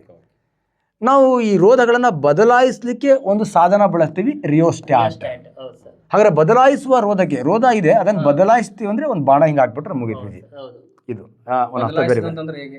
ರೋಧ ಏನು ಮಾಡ್ತೀವಿ ಇಲ್ಲ ಅಲ್ಲಿ ಏನು ಮಾಡ್ತೀವಿ ನಾವು ಈ ಒಂದು ರೋಧ ಏನನ್ನು ಅವಲಂಬಿಸಿರುತ್ತೆ ಅಂದರೆ ಒಂದು ವಾಹಕದ ಉದ್ದವನ್ನು ಅವಲಂಬಿಸಿರುತ್ತೆ. ಒಂದು ವೈರ್ ತಗೊಂಡು ಅದನ್ನು ಸುತ್ತು ಬಿಟ್ಟು ಒಂದು ರಿಯೋಸ್ಟ್ಯಾಟ್ ಅಂತಕ್ಕಂಥ ಒಂದು ಡಿವೈಸ್ ರೆಡಿ ಮಾಡ್ತೀವಿ. ಈಗ ನಾವು ಅಲ್ಲಿ ವೈರಿಗೆ ಕನೆಕ್ಟ್ ಮಾಡಿರ್ತಕ್ಕಂತಹ ಏನು ಪಾರ್ಟ್ ಇದೆ ಅದನ್ನು ಹತ್ರ ತಂದಾಗ ವೈರ್ನ ಲೆಂತ್ ಏನಾಗುತ್ತೆ, ಕಡಿಮೆ ಆಗುತ್ತೆ. ಲೆಂತ್ ಕಡಿಮೆ ಆದಾಗ ಆಟೋಮೆಟಿಕ್ ಆಗಿ ರೆಸಿಸ್ಟೆನ್ಸ್ ಕಡಿಮೆ ಆಗುತ್ತೆ. ನೆಕ್ಸ್ಟ್ ಲೆಂತ್ ಜಾಸ್ತಿ ಮಾಡಿದಾಗ ರೆಸಿಸ್ಟೆನ್ಸ್ ಕೂಡ ಏನಾಗುತ್ತೆ, ಜಾಸ್ತಿ ಆಗುತ್ತೆ. ಈಗ ರೆಸಿಸ್ಟೆನ್ಸನ್ನು ಜಾಸ್ತಿ ಮತ್ತು ಕಡಿಮೆ ಮಾಡಲಿಕ್ಕೆ ಬಳಸ್ತಕ್ಕಂಥ ಈ ಡಿವೈಸ್ ಇದೆಯಲ್ವಾ, ಇದಕ್ಕೆ ನಾವು ರಿಯೋಸ್ಟ್ಯಾಟ್ ಅಂತ ಕರಿತೀವಿ. ಓಕೆ, ವಿದ್ಯುತ್ ರೋಧವನ್ನು ಬದಲಾಯಿಸಲು ಬಳಸುವ ಸಾಧನಕ್ಕೆ ರಿಯೋಸ್ಟ್ಯಾಟ್. ಬದಲಾಯಿಸಬಹುದಾದ ರೋಧ ಏನಿದೆ ಆ ರೋಧವನ್ನು ಈ ಚಿಹ್ನೆ ಮೂಲಕ ನಾವು ತೋರಿಸ್ತೀವಿ. ಈ ರಿಯೋಸ್ಟಾಟ್ ಕನ್ನಡದಲ್ಲಿ ಯಾವ್ದಾದ್ರು ಪದ ಇದೆಯಾ ಸರ್? ಕನ್ನಡ ಇದು ಇಂಗ್ಲಿಷ್ ಪದ, ಕನ್ನಡದಲ್ಲಿ ಏನು ಪದ ಇದೆ? ಇಂಗ್ಲಿಷ್ ಕಾಮನ್ ಆಗಿ ನಾವು ಸೈನ್ಸ್ ನ ಇಂಗ್ಲಿಷ್ ಅಲ್ಲೇ ಕೆಲವೊಂದಿಷ್ಟು ಪದಗಳು ರಿಯೋಸ್ಟ್ಯಾಟ್ ಇದೆಯಲ್ವಾ, ಇದಕ್ಕೆ ಇದೇ ಪದ ಬುಕ್ಕಲ್ಲೂ ಕೂಡ ಇದೇ ಪದವನ್ನು ಬಳಸಿದ್ದಾನೆ. ವಿಜಯ್, ನೆಕ್ಸ್ಟ್ ಇನ್ನೊಂದು ಕ್ವಶನ್ ಇದೆ, ತುಂಬ ಚೆನ್ನಾಗಿದೆ ಕ್ವಶನ್ ಇದು. ಒಂದು ಸೊಲನಾಯ್ಡ್ ಅಂದರೆ ಏನು ಅಂತ. ಸೊಲನಾಯ್ಡ್ ಎಂದರೇನು ಒಂದು ಕ್ವಶನ್ ಅಂತೂ ಬಂದೇ ಬರುತ್ತೆ ವಿಜಯ್. ಈ ಸೊಲನಾಯ್ಡ್ ಅಂದರೆ ಏನಿಲ್ಲ, ಒಂದು ವೈರ್ ಅಂದರೆ ಈ ನಾವೇನು ಮನೇಲಿ ಯೂಸ್ ಮಾಡ್ತೀವಲ್ವಾ ವೈರ್, ಒಳಗಡೆ ಒಂದು ವಾಹಕ ತಂತಿ ಇರುತ್ತೆ, ಅದ್ರ ಮೇಲೆ ಅವಾಹಕದ ತಂತಿಯನ್ನು ಏನು ಮಾಡಿರ್ತಾರೆ, ಕೋಟ್ ಮಾಡಿರ್ತಾರೆ. ಅಂದರೆ ಈ ವಾಹಕದ ತಂತಿ ಮೇಲೆ ಅವಾಹಕದ ತಂತಿಯನ್ನು ಕೋಟ್ ಮಾಡಿ ಸುರುಳಿ ಆಕಾರದಲ್ಲಿ ಸುತ್ತಿ ಬ್ಯಾಟ್ರಿಗೆ ಕನೆಕ್ಟ್ ಮಾಡಿದ್ರೆ ಅದಕ್ಕೆ ನಾವೇನಂತ ಕರಿತೀವಿ, ಸೊಲನಾಯ್ಡ್ ಅಂತ ಕರಿತೀವಿ. ಈ ಥರ ಸುರುಳಿ ಆಕಾರದಲ್ಲಿ ಸುತ್ತಬೇಕಾದ್ರೆ ಆ ಸುರುಳಿ ಮಧ್ಯೆ ಏನು ಮಾಡ್ತೀವಿ, ಒಂದು ಸಾಫ್ಟ್ ಐರನ್ ಮೆದು ಕಬ್ಬಿಣವನ್ನು ಇಟ್ಟುಬಿಟ್ಟು ಈ ಸುರುಳಿಗಳನ್ನು ಏನು ಮಾಡ್ತೀವಿ, ಸುತ್ತಿ ಬ್ಯಾಟ್ರಿಗೆ ಸಂಪರ್ಕ ಮಾಡಿದಾಗ ಆ ಸಾಫ್ಟ್ ಐರನ್, ಆ ಮೆದು ಕಬ್ಬಿಣ ಏನಾಗುತ್ತೆ, ಅಯಸ್ಕಾಂತದಂತೆ ವರ್ತಿಸುತ್ತೆ. ಈ ಅಯಸ್ಕಾಂತದ ಪವರ್ ಆ ಕಬ್ಬಿಣಕ್ಕೆ ಬಂತು ಅಂದಮೇಲೆ ವಿಜಿ, ನಿಮಗೆಲ್ಲ ಗೊತ್ತಿದೆ ಅಯಸ್ಕಾಂತದ ಅಲೆಗಳಿದೆಯಲ್ವಾ, ಅವು ಎಲ್ಲಿ ಹುಟ್ಟುತ್ತಾವೆ ಅಂದರೆ ಉತ್ತರದಿಂದ ಹುಟ್ಟಿ ದಕ್ಷಿಣಕ್ಕೆ ಕೊನೆಗೊಳ್ಳುತ್ತೆ. ಅವು ನಾರ್ತಲ್ಲಿ ಒರಿಜಿನ್ ಆಗ್ತವೆ ಮತ್ತು ಸೌತಲ್ಲಿ ಎಂಡ್ ಆಗ್ತವೆ. ಈಗ ನಾರ್ತಲ್ಲಿ ಒರಿಜಿನ್ ಆಗ್ತಾ ಇದೆ ಅಂದರೆ ಇದು ನಾರ್ತ್ ಅಲ್ವಾ, ಇಲ್ಲಿಟ್ಟಿರೋ ಬಾರ್ ಮ್ಯಾಗ್ನೆಟ್ ಕೂಡ ದಂಡಕಾಂತನೂ ಕೂಡ ನಾರ್ತ್ ಇದೆ, ಇದು ನಾರ್ತ್ ಇದೆ, ಇದು ನಾರ್ತ್ ಇದೆ. ಇದನ್ನು ನೋಡಿಕೊಂಡ್ರೆ ಆಕರ್ಷಿಸುವುದೇ ಇಲ್ಲ, ಯಾಕಂದರೆ ಎರಡೂ ಕೂಡ ಸಜಾತಿಯ ಧ್ರುವಗಳಿದೆ. ಇದು ಟ್ರಿಕ್ಕಿ ಕ್ವಶನ್ ವಿಜಿ. ಬಟ್ ಇದ್ರ ಮೇಲೆ ಇನ್ನೊಂದು 2 ಮಾರ್ಕ್ಸಿಗೆ ಬರ್ಬೋದು ವಿಜಿ. ಹೆಂಗೆ ಅಂದರೆ ನಾವು ಹೆಂಗೆ ಈ ಒಂದು ಅವಾಹಕದಿಂದ ಆವೃತವಾಗಿರ್ತಕ್ಕಂಥ ವಾಹಕದ ತಂತಿಯನ್ನು ಮೆದು ಕಬ್ಬಿಣದ ಮೇಲೆ ಸುರುಳಿ ಆಕಾರದಲ್ಲಿ ಸುತ್ತಿ ಬ್ಯಾಟ್ರಿಗೆ ಕನೆಕ್ಟ್ ಮಾಡಿದಾಗ ಇದೇನಾಗುತ್ತೆ, ಸೊಲನಾಯ್ಡ್ ಅಯಸ್ಕಾಂತ ಆಗ್ಬಿಡತ್ತೆ. ಬಟ್ ಈ ಅಯಸ್ಕಾಂತಕ್ಕೂ ಏನು ವ್ಯತ್ಯಾಸ ಅಂದರೆ ಈ ದಂಡಕಾಂತದ ತುದಿಗಳಲ್ಲಿ ಕಾಂತೀಯ ಬಲರೇಖೆಗಳ ಪ್ರಮಾಣ ಏನಾಗಿರುತ್ತೆ, ಜಾಸ್ತಿ ಇರುತ್ತೆ. ಹಾಗಾಗಿ ಆಕರ್ಷಣ ಬಲ ಇಲ್ಲಿ ಜಾಸ್ತಿ ಇರುತ್ತೆ, ಮಧ್ಯ ಏನಾಗಿರುತ್ತೆ, ಕಡಿಮೆ ಇರುತ್ತೆ. ಇನ್ನೂ ನೀನು ಕ್ಲೀನಾಗಿ ಹೋದರೆ ಸೆಂಟ್ರಲ್ಲಿ ಜೀರೋನೇ ಇರುತ್ತೆ. ಅದು ಕರೆಂಟ್ ಇರಲಿ, ಏನು ಗ್ರಾವಿಟಿ ಇರಲಿ, ಎಲ್ಲವೂ ಕೂಡ ಅದೇ ಥರನೇ ಜೀರೋ ಇರುತ್ತೆ. ಹಾಗಾಗಿ ಬಟ್ ಇಲ್ಲಿ ಹಾಗಲ್ಲ, ಸೊಲನಾಯ್ಡಲ್ಲಿ ಆಗ್ತಕ್ಕಂಥ ಏನು ದಂಡಕಾಂತ ಇದೆಯಲ್ವಾ, ಇಲ್ಲಿ ಇಡೀ ಅಯಸ್ಕಾಂತದ ಮೇಲೆ ಆಕರ್ಷಣ ಬಲ ಏನಾಗಿರುತ್ತೆ, ಒಂದೇ ಇರುತ್ತೆ. ಇಲ್ಲಿ ಅಂದರೆ ಇದರ ತುದಿಗಳಲ್ಲಿ ಆಕರ್ಷಣ ಬಲ ಜಾಸ್ತಿ ಇರುತ್ತೆ, ಇಲ್ಲಿ ಆಕರ್ಷಣ ಬಲ ಎಲ್ಲಾ ಕಡೆನೂ ಏಕರೂಪತೆ ಇರುತ್ತೆ. ಇನ್ನೊಂದು ಕ್ವಶನ್ ಕೇಳ್ಬೋದು, ಹೆಂಗ ಸರ್, ಕಾಂತೀಯ ಬಲರೇಖೆಗಳು ಯಾವ ರೀತಿಯಾಗಿರ್ತವೆ? ಸೊಲೆನಾಯ್ಡ್ ಅಲ್ಲಿ ಹೆಂಗಿರುತ್ತೆ, ಸೊಲೆನಾಯ್ಡ್ ಅಯಸ್ಕಾಂತದಲ್ಲಿ, ಮತ್ತೆ ದಂಡಕಾಂತದಲ್ಲಿ ಯಾವ ತರ ಇರುತ್ತೆ ಅಂತ. ಕಾಂತೀಯ ಇಲ್ಲೇನಾಗಿರುತ್ತೆ ಅಂದ್ರೆ ವಿಜಿ, ಇಲ್ಲಿ ಪ್ರತಿಯೊಂದು ಸುರುಳಿಗಳ ತುದಿಗಳಿದೆಯಲ್ವಾ, ಪ್ರತಿಯೊಂದು ಸುರುಳಿಯ ತುದಿಗಳು ಅಯಸ್ಕಾಂತದ ಧ್ರುವಗಳಂತೆ ವರ್ತಿಸುತ್ತೆ. ಪ್ರತಿಯೊಂದು ಸುರುಳಿಯ ತುದಿಗಳು ಅಯಸ್ಕಾಂತದ ಧ್ರುವಗಳಂತೆ ವರ್ತಿಸೋದ್ರಿಂದ ಆ ಸುರುಳಿಗಳು ತುಂಬ ಹತ್ರ ಇರೋದ್ರಿಂದ ಇಡೀ ನಮ್ಮ ಸೊಲೆನಾಯ್ಡ್ನ ದಂಡಕಾಂತದಲ್ಲಿ ಏನಾಗಿರುತ್ತೆ ಅಂದರೆ ಕಾಂತೀಯ ಬಲರೇಖೆಗಳು ಏಕರೂಪತೆಯಲ್ಲಿ ಡಿಸ್ಟ್ರಿಬ್ಯೂಷನ್ ಆಗಿರುತ್ತೆ. ಬಟ್ ಇಲ್ಲಿ ಹಾಗಲ್ಲ, ಇಲ್ಲಿ ಧ್ರುವಗಳಲ್ಲಿ ಜಾಸ್ತಿ ಇರುತ್ತೆ, ಅದರ ಮಧ್ಯ ಏನಾಗಿರುತ್ತೆ, ಕಡಿಮೆ ಇರುತ್ತೆ. ಬಟ್ ಇಲ್ಲಿ ಹಾಗಲ್ಲ, ಪ್ರತಿಯೊಂದು ಸುರುಳಿಯ ತುದಿಗಳು ಅಯಸ್ಕಾಂತದಂತೆ ವರ್ತನೆ ಮಾಡೋದ್ರಿಂದ ಇಡೀ ದಂಡಕಾಂತ ಅಂದರೆ ಸೊಲೆನಾಯ್ಡ್ನ ದಂಡಕಾಂತದಲ್ಲಿ ಕಾಂತೀಯ ಶಕ್ತಿ ಈ ಮ್ಯಾಗ್ನೆಟಿಕ್ ಎನರ್ಜಿ ಏನಿದೆ, ಈ ಎನರ್ಜಿ ಯೂನಿಫಾರ್ಮಿಟಿಯಾಗಿರುತ್ತೆ. ಓಕೆ, ಏಕರೂಪತೆಯಿಂದ ಇರುತ್ತೆ. ಅಲ್ಲ, ಯಾವ ಆಕಾರದಲ್ಲಿ ಕೂಡಿರುತ್ತೆ ಅಂತ ಕೆಲವೊಂದ್ಸರಿ ಕೇಳ್ತಾರೆ ಸರ್. ಆದರೆ ಎಲ್ಲ ಕಾಂತೀಯ ಬಲರೇಖೆಗಳು ಏಕಕೇಂದ್ರೀಯ ವೃತ್ತಾಕಾರದಲ್ಲೇ ಇರುತ್ತೆ. ಎಲ್ಲ ಕಾಂತೀಯ ಬಲರೇಖೆಗಳು ಯಾಕಂದ್ರೆ ಇದನ್ನು ನಾವು ಅಯಸ್ಕಾಂತ ದಂಡಕಾಂತಕ್ಕೆ ಹೋಲಿಸ್ತೀವಿ. ಈ ದಂಡಕಾಂತಕ್ಕೂ ಇದಕ್ಕೂ ಏನು ವ್ಯತ್ಯಾಸ ಅಂದರೆ ಇಲ್ಲಿ ಆಕರ್ಷಣ ಬಲ ಧ್ರುವಗಳಲ್ಲಿ ಜಾಸ್ತಿ ಇರುತ್ತೆ, ಇಲ್ಲಿ ಎಲ್ಲ ಕಡೆ ಒಂದೇ ಇರುತ್ತೆ. ಬಟ್ ಇಲ್ಲಿ ಧ್ರುವಗಳನ್ನ ಪ್ರತ್ಯೇಕ ಮಾಡ್ಲಿಕ್ಕೆ ಸಾಧ್ಯ ಇಲ್ಲ, ಎಷ್ಟು ಪೀಸ್ ಮಾಡಿದ್ರೂ ನಾರ್ತ್ ಅಂಡ್ ಸೌತ್ ತೋರಿಸ್ತಾನೆ ಹೋಗುತ್ತೆ. ಇಲ್ಲಿ ಕರೆಂಟ್ನ ಡೈರೆಕ್ಷನ್ ಚೇಂಜ್ ಮಾಡಿಬಿಟ್ರೆ ಮುಗೀತು, ನಾರ್ತ್ ಸೌತ್ ಆಗಿಬಿಡುತ್ತೆ, ಸೌತ್ ನಾರ್ತ್ ಆಗಿಬಿಡುತ್ತೆ. ಇಲ್ಲಿ ನಾವು ದಂಡಕಾಂತದ ದಿಕ್ಕುಗಳನ್ನು ನಿಯಂತ್ರಣ ಮಾಡ್ಬೋದು. ಮತ್ತು ಕರೆಂಟ್ ಫ್ಲೋನ ಜಾಸ್ತಿ ಮಾಡಿದ್ರೆ ಪವರ್ ಜಾಸ್ತಿ ಆಗುತ್ತೆ, ಕರೆಂಟ್ ಫ್ಲೋವನ್ನು ಕಡಿಮೆ ಮಾಡಿದ್ರೆ ಪವರ್ ಕಡಿಮೆ ಆಗುತ್ತೆ. ಇಲ್ಲಿ ಕಾಂತಶಕ್ತಿಯನ್ನು ನಿಯಂತ್ರಣ ಮಾಡ್ತೀವಿ, ಅಲ್ಲಿ ಕಾಂತಶಕ್ತಿಯನ್ನು ನಿಯಂತ್ರಣ ಮಾಡಲಿಕ್ಕೆ ಸಾಧ್ಯವಿಲ್ಲ. ಅಲ್ಲಿ ಕಾಂತಶಕ್ತಿಯ ಕಾಂತೀಯ ಧ್ರುವಗಳನ್ನು ಪ್ರತ್ಯೇಕ ಮಾಡಲಿಕ್ಕೆ ಸಾಧ್ಯ ಇಲ್ಲ. ಇಲ್ಲಿ ಕಾಂತೀಯ ಧ್ರುವಗಳನ್ನು ಪ್ರತ್ಯೇಕ ಮಾಡಬಹುದು. ಅಲ್ಲಿ ಧ್ರುವಗಳಲ್ಲಿ ಕಾಂತಶಕ್ತಿ ಜಾಸ್ತಿ ಇರುತ್ತೆ, ಇಲ್ಲಿ ಎಲ್ಲ ಕಡೆಯೂ ಕಾಂತಶಕ್ತಿ ಏನಾಗಿರುತ್ತೆ, ಏಕರೂಪತೆಯಿಂದ ಇರುತ್ತೆ. ಅವೆಲ್ಲ 1 ಮಾರ್ಕ್ಸಿಗೆ ಇಷ್ಟು ಎಕ್ಸ್ಪ್ಲೇನ್ ಮಾಡಿಬಿಟ್ರೆ ಹುಡುಗರಿಗೆ ಸಮಸ್ಯೆ ಆಗಿಬಿಡುತ್ತೆ. ಸಾಕು, ಅದು 2 ಮಾರ್ಕ್ಸ್ ಕ್ವಶನ್ ಎಲ್ಲ ಬರುತ್ತಲ್ವಾ, 2 or 3 ಮಾರ್ಕ್ಸ್ ಕ್ವಶನ್ ಬಂದಾಗ ಅದ್ರ ಬಗ್ಗೆ ಬ್ಯೂಟಿಫುಲ್ ಆಗಿ ಎಕ್ಸ್ಪ್ಲೇನ್ ಮಾಡ್ತಾ ಬರೋಣ ವಿಜಿ. Next one of the very very important question, ಕೆಮಿಸ್ಟ್ರಿಯಲ್ಲಿ ಕ್ವಶನ್ ಬರುತ್ತೆ. ಸಾಧನಶೇಖರ್ ಅಕಾಡೆಮಿ ಯೂಟ್ಯೂಬ್ ಚಾನಲ್ ಅಂತೂ ಇದು ಕಾಂಪಿಟೇಟಿವ್ ಎಕ್ಸಾಮಿಗೆ ಹಬ್ಬ ಮಾಡಿ ಹೇಳಿದ್ದೀನಿ ನಾನು. ನೀವೆಲ್ಲ ನೋಡಿ, ಇಲ್ಲಿ ಕ್ವಶನ್ಸ್ ಇದೆ, ಹಿತ್ತಾಳೆಯಲ್ಲಿ ಇರ್ತಕ್ಕಂಥ ಘಟಕಗಳು. ವಿಜಿ, ನಾನು ಎಲ್ಲ ಹೇಳ್ಬಿಡ್ತೀನಿ, ನಾನು ಒಂದು ಚಾರ್ಟ್ ಹೇಳ್ಬಿಡ್ತೀನಿ, ಆನ್ಸರ್ನ ನೀನು ಹೇಳ್ಬಿಡು. ಓಕೆ ವಿಜಿ, ಇಲ್ಲಿ ನಮಗೆ 3 ಮಿಶ್ರಲೋಹಗಳು ಬರುತ್ತೆ ನಮಗೆ SLC ಲೋಹಗಳ ಪಾಠದಲ್ಲಿ. ಒಂದು ಸಿಂಪಲ್ ವಿಜಿ, ಕಬ್ಬಿಣದ ಮೇಲೆ ಉಕ್ಕು ಅಂದರೆ ಸ್ಟೀಲ್. ಇನ್ನೊಂದು ಕಲೆರಹಿತ ಉಕ್ಕು, ಸ್ಟೈನ್ಲೆಸ್ ಸ್ಟೀಲ್. ಇನ್ನೊಂದು ಹಿತ್ತಾಳೆ, ಇನ್ನೊಂದು ಕಂಚು, ಇನ್ನೊಂದು ಬೆಸುಗೆ ಲೋಹ, ಸಾಲ್ಡರ್ ಗನ್, ಬೆಸುಗೆ ಲೋಹ ನಮ್ಮ ಬುಕ್ಕಲ್ಲಿ ಇರೋದು, ಬುಕ್ಕಲ್ಲಿ. ಇನ್ನೊಂದು ಅಮಾಲ್ಗಮ್ ಅಂತ, ಇದು ಇದಕ್ಕೆ ಕೋಡ್ ವರ್ಡ್ ಮಾಡಿಬಿಟ್ಟಿದ್ದೀನಿ ನಮ್ಮ ಹುಡುಗರಿಗೆ ನಾನು. ಹೆಂಗೆ? ಉಕ್ಕು ಕಾಕ, ನೆಕ್ಸ್ಟ್ ಕನಿಕೋ, ಇದಕ್ಕೆ ತಾಸ, ನೆಕ್ಸ್ಟ್ ತಾತ, ನೆಕ್ಸ್ಟ್ ಸೀತಾ, ನೆಕ್ಸ್ಟ್ ಅಪ್ಪ. ಇಷ್ಟೇ ಸಾಕು, ಅಪ್ಪ. ಕಾಕ, ಕನಿಕೋ, ತಾಸ, ತಾತ, ಸೀತಾ, ಅಪ್ಪ ಅಂತ ನೆನ್ಪಿಟ್ಕೊಂಡ್ರೆ ಮುಗಿತು. ಕನ್ನಡದಲ್ಲೇ ನೆನ್ಪಿಟ್ಕೋಬೇಕಂತ. ಉಕ್ಕು. ಈಗ ಕಬ್ಬಿಣಕ್ಕೆ ಕಾರ್ಬನ್ ಅನ್ನ ಮಿಕ್ಸ್ ಮಾಡಿದ್ರೆ ಸ್ಟೀಲ್ ಇಸ್ ರೆಡಿ. ಕಬ್ಬಿಣಕ್ಕೆ ನಿಕ್ಕಲ್ ಮತ್ತು ಕ್ರೋಮಿಯಂ ಅನ್ನ ಮಿಕ್ಸ್ ಮಾಡಿದ್ರೆ ಸ್ಟೈನ್ಲೆಸ್ ಸ್ಟೀಲ್ ಇಸ್ ರೆಡಿ. ಈ ಹಿತ್ತಾಳೆ ಬ್ರಾಸ್ ಅಂತ ಹೇಳ್ತೀವಿ. ತಾಮ್ರಕ್ಕೆ ಸತುವನ್ನ ಮಿಕ್ಸ್ ಮಾಡಿದ್ರೆ ಹಿತ್ತಾಳೆ ರೆಡಿ. ತಾಮ್ರಕ್ಕೆ ತವರವನ್ನು ಮಿಕ್ಸ್ ಮಾಡಿದರೆ ಬ್ರಾಂಜ್, ಕಂಚು ರೆಡಿ. ಬೆಸುಗೆ ಲೋಹ, ಸಾಲ್ಡರ್ ಗನ್ನಿಗೆ ಸೀಸಕ್ಕೆ ತವರವನ್ನು ಮಿಕ್ಸ್ ಮಾಡಿದರೆ ಸಾಲ್ಡರ್ ಗನ್ ರೆಡಿ. ಅಮಾಲ್ಗಮ್ ಅಂದರೆ ಪಾದರಸ ಅಷ್ಟೇ ಕೊಟ್ಟಿದ್ದಾನೆ ನಮ್ಮ ಬುಕ್ಕಲ್ಲಿ, ಅಷ್ಟೇ, ತಲೆ ಕೆಡಿಸ್ಕೊಳ್ಳೋ ಅವಶ್ಯಕತೆ ಇಲ್ಲ. ಅಮಾಲ್ಗಮ್ ಬಂತು ಅಂದರೆ ಪಾದರಸ ಅಂತಕ್ಕಂಥದ್ದನ್ನು ಬರೆದ್ರೆ ಸಾಕು. ವಿಜಯ್, ಈಗ ಅವನು ಹಿತ್ತಾಳೆ ಅಂತ ಕೇಳಿದಾನೆ, ಬ್ಯೂಟಿಫುಲ್ ಕ್ವಶನ್. ತಾಸ ಇಲ್ಲಿದೆ, ತಾಮ್ರ ಮತ್ತು ಸತು ಈಸ್ ದ ರೈಟ್ ಆನ್ಸರ್. ಮತ್ತು ಅಲ್ಯೂಮಿನಿಯಂ ತವರ ನಮ್ಮ ಬುಕ್ಕಲ್ಲಿ ಇಲ್ಲ, ಸತು ಮತ್ತು ಅಲ್ಯೂಮಿನಿಯಂ ನಮ್ಮ ಬುಕ್ಕಲ್ಲಿ ಇಲ್ಲ. ತಾಮ್ರ ಮತ್ತು ತವರ ಅಂತ ಇದೆ, ದಟ್ ಇಸ್ ದ ಕಂಚು. ಸೊ ಇಷ್ಟು ನೆನ್ಪಿಟ್ಕೊಂಡ್ರೆ ಒಂದು ಕ್ವಶನ್ ಬರುತ್ತೆ. ಈ ಚಾರ್ಟ್ ನೆನ್ಪಿಟ್ಕೊಂಡ್ರೆ ಸಾಕು ಅನ್ಸುತ್ತೆ. ಉಕ್ಕನ್ನು ಹೆಂಗೆ ತಯಾರಿಸ್ತಾರೆ. ಮತ್ತು ವಿಜಿ, ಇವೆರಡು ಕಬ್ಬಿಣದ ಮಿಶ್ರಲೋಹ, ಇವೆರಡು ತಾಮ್ರದ ಮಿಶ್ರಲೋಹ, ಇದು ಸೀಸದ ಮಿಶ್ರಲೋಹ, ಇದು ಪಾದರಸದ ಮಿಶ್ರಲೋಹ. ಇದು ಕೂಡ ಬರ್ಬೋದು. ಈ ಕೆಳಗೆ ನೋಡಲಿ ಪಾದರಸದ ಮಿಶ್ರಲೋಹ ಯಾವುದು ಅಂತ ಕೂಡ ಬರ್ಬೋದು. ಓಕೆ.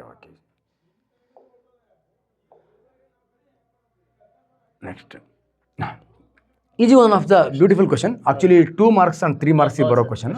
ಮತ್ತೆ ಎಲ್ಲ ಈಸಿ ಕ್ವಶನ್ ಕೇಳಿಬಿಟ್ರೆ ಮತ್ತೆ ಔಟ್ ಆಫ್ ಔಟ್ ತೆಗಿಬೇಕಲ್ವಾ, ಅದಕ್ಕೆ ಒಂದು ಮಜಾದ ಕ್ವಶನ್ ಕೇಳಿದ್ದಾನೆ ನೋಡಿ. ಮೇಲಿನ ಚಿತ್ರದಲ್ಲಿ ಒಂದು ಪ್ರಯೋಗ, ವೈ ಅಂತಕ್ಕಂಥ ದ್ರಾವಣ ಕೊಟ್ಟಿದ್ದಾನೆ.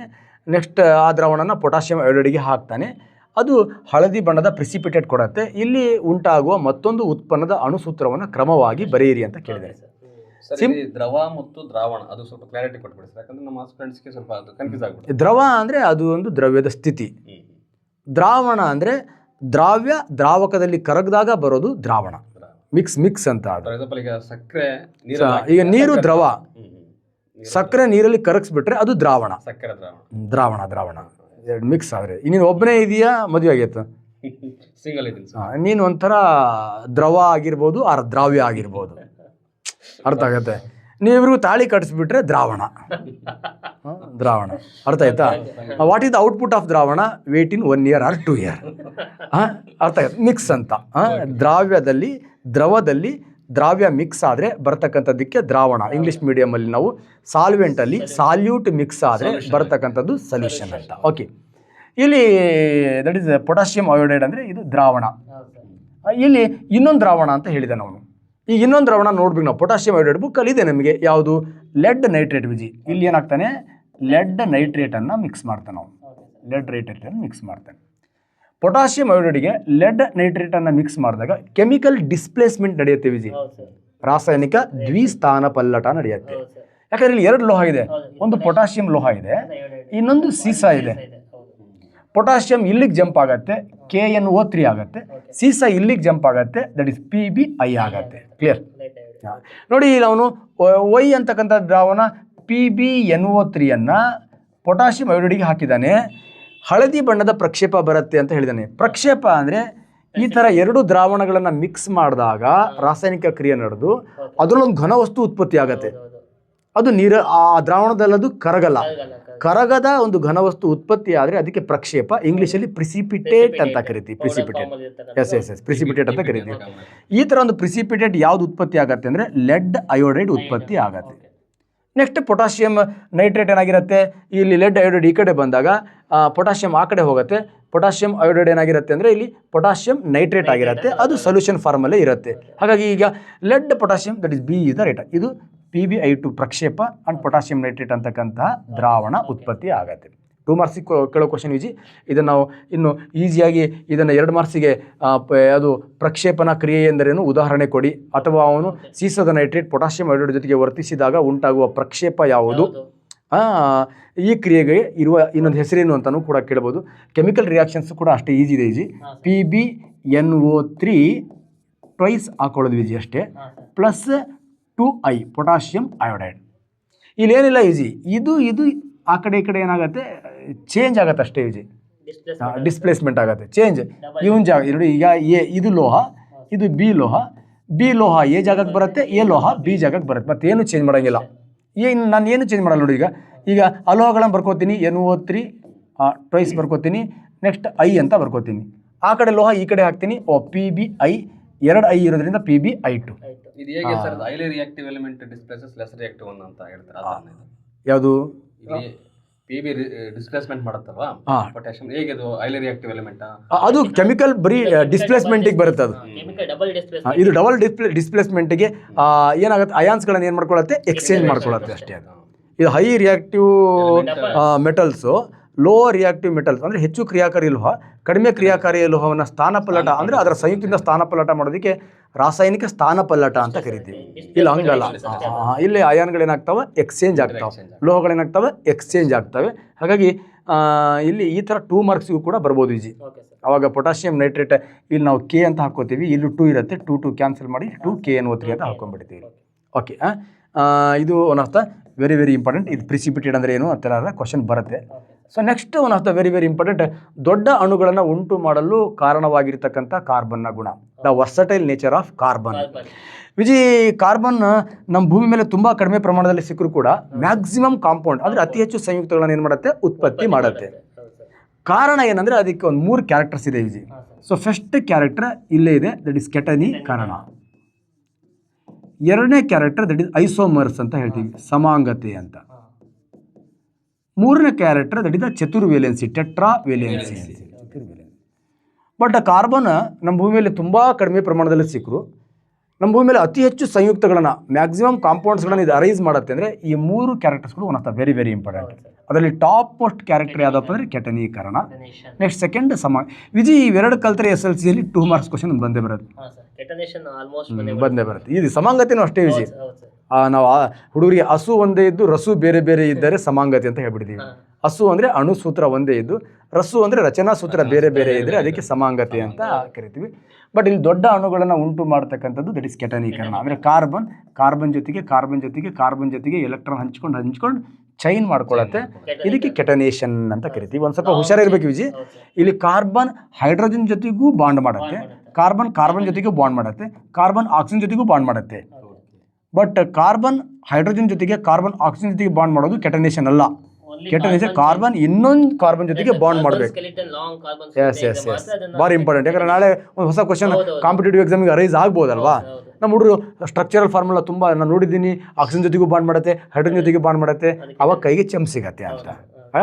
ಕೆಟನೇಷನ್ ಅಂದರೆ ಕಾರ್ಬನ್ ಇನ್ ಬಿಟ್ವೀನ್ ಕಾರ್ಬನ್ ಆಟಮ್ ಬಾಂಡ್ ಆಗಬೇಕು. ಓಕೆ, ಅದು ಎಲೆಕ್ಟ್ರಾನ್ ಶೇರಿಂಗಿಂದ ಬಾಂಡ್ ಆಗಬೇಕು. ಇದು ಹೈಡ್ರೋಕಾರ್ಬನ್ಸ್ ಅಂತಾರಲ್ಲ ಸರ್, ಹೈಡ್ರೋಕಾರ್ಬನ್ಸ್ ಅಂದ್ರೆ ಈ ಬರೀ ಹೈಡ್ರೋಜನ್ ಮತ್ತೆ ಕಾರ್ಬನ್ ಬಾಂಡಿಂಗ್ ಇರುತ್ತೆ ಆ ಒಂದು ಕಾಂಪೌಂಡ್ ಅಂತ. ಅಲ್ಲ, ಕಾರ್ಬನ್ ಬಾಂಡಿಂಗ್ ಆಗ್ತಾ ಇರುತ್ತೆ, ಅದರಲ್ಲಿ ಅಡಿಷನಲ್ ಎಲಿಮೆಂಟ್ ಹೈಡ್ರೋಜನ್ ಸೇರ್ತಾ ಹೋಗುತ್ತೆ. ಆಕ್ಸಿಜನ್ ಇರೋದಿಲ್ಲ ಯಾವುದಕ್ಕೆ? ಮತ್ತೆ ಅದ್ರ ಫಂಕ್ಷನಲ್ ಗ್ರೂಪ್ ಚೇಂಜ್ ಆಗ್ತಾ ಹೋಗುತ್ತೆ. ನಾವು ಈಗ ಮೂಲ ಏಕಮಾನಗಳು ಮತ್ತೆ ಆಮೇಲೆ ಏನು ಡಿರೈವ್ಡ್ ಯೂನಿಟ್ಸ್ ಅಂತ ಹೇಳ್ತೀವಲ್ಲ, ಅದರಿಂದ ಮತ್ತೆ ಅದೇ ಹೈಡ್ರೋಕಾರ್ಬನ್ಗೆ OH ಗ್ರೂಪ್ ಆ್ಯಡ್ ಆದಾಗ, CHO ಗ್ರೂಪ್ ಆ್ಯಡ್ ಆದಾಗ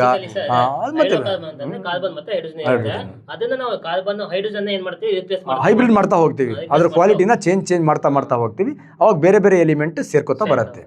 ಈಗ ಈ ನಿಮ್ಮ ಫ್ಯಾಮಿಲಿಯಲ್ಲಿ ಈಗ ನಿಮ್ಮಪ್ಪ ನಿಮ್ಮಮ್ಮ ಅವರು ಸರ್ಕಾರಿ ಹುದ್ದೆ ಆಯಿತು ಇಲ್ಲೋ ಗೊತ್ತಿಲ್ಲ, ಒಟ್ಟು ನೀನು ಸರ್ಕಾರಿ ಹುದ್ದೆ ಬೇಕು ಅಂತ ಓದ್ತಿದೀಯಲ್ವಾ. ಈಗ ನೀನೇನಾದ್ರು ಸರ್ಕಾರಿ ಹುದ್ದೆ ತೊಗೊಂಡ್ರೆ ಈಗ ಡಿರೈವ್ಡ್ ಫ್ಯಾಮಿಲಿ ಆಯಿತು, ಅವ್ರೇನು ಬದುಕ್ತಿದ್ರು ಆ ಹಾದಿನ ನೀನೇನು ಮಾಡಿದ್ಯಾ, ಚೇಂಜ್ ಮಾಡಿದ್ಯಾ ಅಂತ ಅರ್ಥ. ಬಟ್ ನೀನು ಚೇಂಜ್ ಮಾಡಿದ್ರು ನಿಮ್ಮಪ್ಪ ಅಮ್ಮನ ಹೆಸರು ಇರಲೇಬೇಕಲ್ವಾ. ಹಾಗೆ ಇಲ್ಲಿ ಮ್ಯಾಕ್ಸಿಮಮ್ ಫಂಕ್ಷನಲ್ ಗ್ರೂಪ್ ಬಂದು ಒಂದು ದೊಡ್ಡ ಇಡೀ ಜಗತ್ತನ್ನೇ ಆಳ್ತಾ ಇರತಕ್ಕಂಥ ಒಂದು ಬ್ಯೂಟಿಫುಲ್ ಟಾಪಿಕ್ ಯಾವುದು ಅಂದರೆ ಹೈಡ್ರೋಕಾರ್ಬನ್. ಬಟ್ ಅದು ಬೇಸಿಕಲಿ ಎಲ್ಲಿಂದ ಅರೈಸ್ ಆಗತ್ತೆ ಅಂದರೆ ಇನ್ between carbon atom and attachment in hydrogen atom. ಹಾಗಾಗಿ CH4 ಇದೆ ಸರ್, CH4 ಅದರಲ್ಲಿ ಒಂದು ಹೈಡ್ರೋಜನ್ ಇತ್ತು, ಒಂದು OH ಬಂತಪ್ಪ ಅಂದಾಗ ಮೆಥನಾಲ್ ಮಾಡ್ಬಿಡುತ್ತೆ. ಫಸ್ಟ್ ಹೈಡ್ರೋಕಾರ್ಬನ್ ಅಲ್ಲಿ ಬೇರೆ ಸೇರ್ಕೊಂಡು ಬೇರೆ ಬೇರೆ ಎಲಿಮೆಂಟ್ಸ್ ಸೇರ್ತಾ ಹೋಗ್ತಾವೆ. ಬೇಸಿಕಲಿ ಹೈಡ್ರೋಕಾರ್ಬನ್ ಸ್ಟಾರ್ಟ್ ಆಗೋದು ಕಾರ್ಬನ್ ಮತ್ತು ಹೈಡ್ರೋಜನ್ ಇಂದಾನೆ. ಹಾಗಾಗಿ ಅದನ್ನು ಹೈಡ್ರೋಕಾರ್ಬನ್ ಟಾಪಿಕ್ ಅಂತ ಕರಿತೀವಿ ನಾವು. ನೆಕ್ಸ್ಟ್ 1 ಮಾರ್ಕ್ ಕ್ವಶನ್ಸ್ ಇದೆ, ತುಂಬ ಈಸಿ. ನೀಲಿ ಲಿಟ್ಮಸ್ ಕಾಗದವನ್ನು ಉಪಯೋಗಿಸಿ ಪ್ರತ್ಯಾಮ್ಲವನ್ನು ಹೇಗೆ ಕಂಡುಹಿಡಿತಾರೆ ಅಂತ. ಸಿಂಪಲ್ ವಿಜಯಲ್ಲಿ ಇಲ್ಲಿ ಕೆಳಗಡೆನೇ ಬರೆದು ಹೇಳ್ಬಿಡ್ತೀನಿ ನಾನು. ಸಿಂಪಲ್. ಈಗ ಒಂದು X ಅಂತಕ್ಕಂಥ ದ್ರಾವಣ ಇದೆ, ಇನ್ನೊಂದು Y ಅಂತಕ್ಕಂಥ ದ್ರಾವಣ ಇದೆ. X ಅನ್ನೋ ದ್ರಾವಣದಲ್ಲಿ ಏನಿದೆಯೋ Y ಅನ್ನೋ ದ್ರಾವಣದಲ್ಲಿ ಏನಿದೆಯೋ ನನಗೆ ಗೊತ್ತಿಲ್ಲ. ಬಟ್ ನನ್ನ ಹತ್ರ ಈಗ 2 ಲಿಟ್ಮಸ್ ಪೇಪರ್ ಇದೆ. ಒಂದು ಬ್ಲೂ ಲಿಟ್ಮಸ್ ಪೇಪರ್ ಇದೆ, ಇನ್ನೊಂದು that is red litmus paper ಇದೆ. ಒಂದು ರೆಡ್ ಲಿಟ್ಮಸ್ ಪೇಪರ್ ಇದೆ, ಇನ್ನೊಂದು ಬ್ಲೂ ಲಿಟ್ಮಸ್ ಪೇಪರ್ ಇದೆ. ಎರಡು ಲಿಟ್ಮಸ್ ಪೇಪರ್ ಇದೆ. ನಾವು ಸರ್ ಈಗ ನನಗೊಂದು ಡೌಟ್ ಇದೆ, ನಾವು ಯಾಕೆ ಲಿಟ್ಮಸ್ ಪೇಪರ್ನ ಬಳಸಬೇಕು? ಈಗ ನಾವು ಆಸಿಡ್ಸ್ ಆರ್ ಸೋರ್ ಇನ್ ಟೇಸ್ಟ್ ಅಂತ ಹೇಳ್ತೀವಿ, ಓಕೆನಾ, ಮತ್ತೆ bases are bitter in taste ಅಂತ ಹೇಳ್ತೀವಿ. ಪ್ರತ್ಯಾಮ್ಲಗಳು ಕಹಿಯಾಗಿರ್ತಾವಂತ. ಈಗ ನಾವು ಎಲ್ಲನೂ ಟೇಸ್ಟ್ ಮಾಡ್ಲಿಕ್ಕೆ ಆಗಲ್ಲ, ಎಲ್ಲನೂ ಟೇಸ್ಟ್ ಮಾಡಿ ನಾವು ಇದು ಆಸಿಡ್, ಇದಂದ್ರೆ ಇದು ಆಮ್ಲ, ಇದು ಪ್ರತ್ಯಾಮ್ಲ ಅಂತ ಹೇಳಲ್ಲ. ಅದಕ್ಕೋಸ್ಕರ ನಾವು ಈ ಒಂದು ಲಿಟ್ಮಸ್ ಕಾಗದವನ್ನು ಬಳಸ್ತೀವ ಅಂತ. ಎಸ್. ಈಗ ಬರೀ ಲಿಟ್ಮಸ್ ಪೇಪರೇ ಬಳಸ್ಬೇಕಂತೇನಿಲ್ಲ. ಇದರಲ್ಲಿ ಬಟ್ ಸ್ಮೆಲ್ ಆಲಿಫ್ಯಾಕ್ಟ್ರಿ ಇಂಡಿಕೇಟರ್ಸ್ ಅಂತಾನು ಬರ್ತವೆ. ಈಗ ನಿನ್ನ ಶರ್ಟ್ ಒಂದು ತಿಂಗಳು ತೊಳಿಲಿಲ್ಲ ಅಂತ ಅನ್ಕೋ, ಕೆಟ್ಟ ವಾಸನೆ ಬರುತ್ತೆ. ಈಗ ಆ ವಾಸನೆ ಹೋಗ್ಬೇಕಪ್ಪ, ಮತ್ತು ಕೊಳೆ ಹೋಗ್ಬೇಕಪ್ಪ, ಯಾವ್ದ್ರಿಂದ ತೊಳಿಬೇಕು? ವಾಸನೆ ಹೋಗ್ಬೇಕಂದ್ರೆ ಯಾವ್ದ್ರಿಂದ ತೊಳಿಬೇಕು?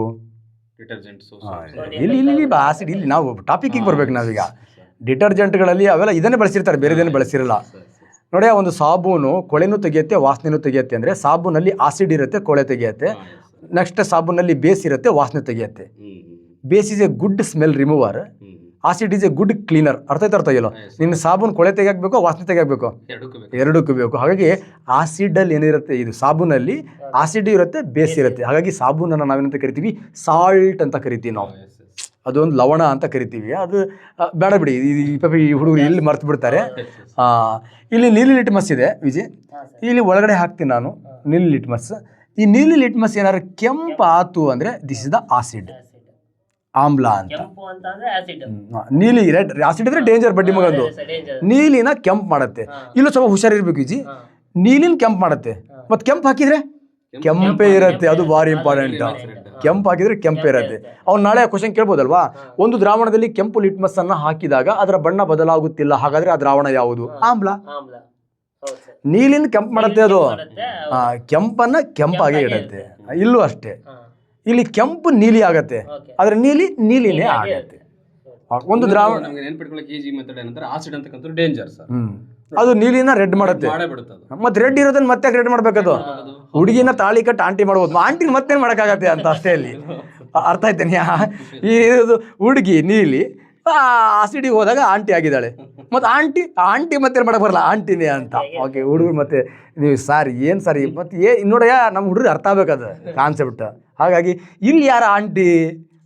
ಇಲ್ಲಿ ರೆಡ್ ಏನಾಗತ್ತೆ? ಬ್ಲೂ ಆಗತ್ತೆ. Blue is the aunty. ಅದಕ್ಕೆ ಬೇಸಿಗೆ ಬ್ಲೂ ಆಂಟಿ, ಆಸಿಡಿಗೆ red aunty. Acid red aunty, ಬೇಸಿಗೆ ಬ್ಲೂ ಆಂಟಿ. ಅಲ್ಲಿ ಬ್ಲೂ ಕಲರ್ ಚೇಂಜ್ ಆಗಲ್ಲ, ಇಲ್ಲಿ ಇದು ಚೇಂಜ್ ಆಗಲ್ಲ. ಹಾಗಾಗಿ ಒಂದು ಲಿಟ್ಮಸ್ ಕಾಗದವನ್ನು ಉಪಯೋಗಿಸಿ ಪ್ರತ್ಯಾಮ್ಲವನ್ನು ಹೇಗೆ ಕಂಡುಹಿಡಿತೀವಿ, ಇಲ್ಲಿ ಕಲರ್ ಕೊಟ್ಟಿಲ್ಲ, ಈಸಿಯಾಗಿ ಹೇಳ್ಬೋದು ನಾವು. ರೆಡ್ ಲಿಟ್ಮಸ್ ಅನ್ನು ಹಾಕಿದಾಗ ಅದು ಬ್ಲೂ ಆಯಿತು ಹೇಳ್ಬೋದು, ಸ್ಟ್ಯಾಂಡರ್ಡ್ ಆಗಿ ಹೇಳ್ಬೋದು. ಇನ್ನು ಬ್ಲೂ ಲಿಟ್ಮಸ್ ಅನ್ನು ಹಾಕಿದಾಗ ಅದು ಕಲರ್ ಚೇಂಜ್ ಮಾಡಲಿಲ್ಲ, ಅದು ಬೇಸ್ ಅಂತಾನೆ 2 ಥರ ಬರಿಬೋದು ಈಜಿ. ನೆಕ್ಸ್ಟ್ ಥರ್ಮೈಟ್ ಕ್ರಿಯೆ ಅನ್ವಯನಗಳೇನು ಅಂತ. ಥರ್ಮ ಅಂದರೆ ಹೀಟ್ ಅಂತ, ಏನಿಲ್ಲ ಹೆಚ್ಚಿನ ತಾಪ ಹೈಯೆಸ್ಟ್ ಟೆಂಪ್ರೇಚರ್ ತಗೊಳ್ಳೋದು, ಕಡಿಮೆ ಕ್ರಿಯಾಕಾರಿ ಲೋಹದ ಆಕ್ಸೈಡ್ಗೆ ಹೆಚ್ಚು ಕ್ರಿಯಾಕಾರಿ ಲೋಹವನ್ನು ಹಾಕೋದು ಈಜಿ. ನೋಡಿ, ಕಡಿಮೆ ಕ್ರಿಯಾಕಾರಿ ಲೋಹದ ಜೊತೆಗೇನಿದೆ ಆಕ್ಸಿಜನ್ ಆಕ್ಸೈಡ್ ಇದೆ. ಹೈ ರಿಯಾಕ್ಟಿವಿಟಿ ಮೆಟಲನ್ನು ಹಾಕಿದಾಗ ಆ ಬಡ್ಡಿ ಮಗ ಆ ಆಕ್ಸಿಜನ್ ಏನು ಮಾಡುತ್ತೆ, ಕಿತ್ಕೊಂಡ್ಬಿಡತ್ತೆ. ಈ ಪ್ರಕ್ರಿಯೆಗೆ ನಾವೇನಂತ ಕರಿತೀವಿ, ಥರ್ಮೈಟ್ ಪ್ರೊಸೆಸ್ ಅಂತ ಕರಿತೀವಿ.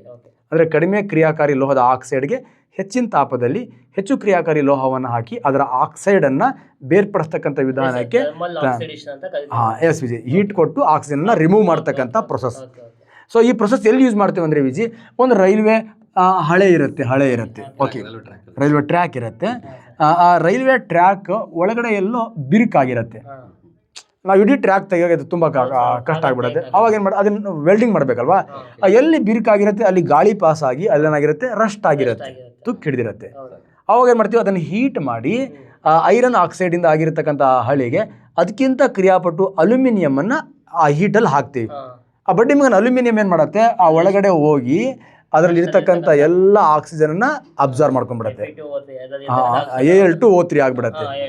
ಅವಾಗ ಸುತ್ತಿಗೆ ತೊಗೊಂಡು ಬಡ್ ಅಂತ ಹೊಡೆದ್ರೆ ಅಲ್ಯೂಮಿನಿಯಂ ಆಕ್ಸಿಜನ್ ಕಿತ್ಕೊಂಡು ಹೊರಗಡೆ ಬೀಳುತ್ತೆ. ಆಮೇಲೆ ಹೀಟ್ ಮಾಡಿ ಅದನ್ನು ಜಾಯಿಂಟ್ ಮಾಡಿಬಿಡ್ತೀವಿ. ಇದಕ್ಕೆ ನಾವು ಥರ್ಮೈಟ್ ಪ್ರೊಸೆಸ್ ಅಂತ ಕರಿತೀವಿ. ಆಲ್ರೆಡಿ ಹೇಳಿದ್ದೀನಿ ನಾನೀಗ, ಏನು ರೈಲ್ವೆ ಹಳಿಗಳಲ್ಲಿ ಬಿರುಕು ಆಯಿತು ಅಂದರೆ ಅದನ್ನು ಸರಿ ಮಾಡಲಿಕ್ಕೆ ಬಳಸ್ತೀವಿ. ಎರಡನೇದು, ಮುರಿದ ಯಂತ್ರಗಳನ್ನು ಜೋಡಿಸ್ಲಿಕ್ಕೆ ಬಳಸ್ತೀವಿ ನಾವು.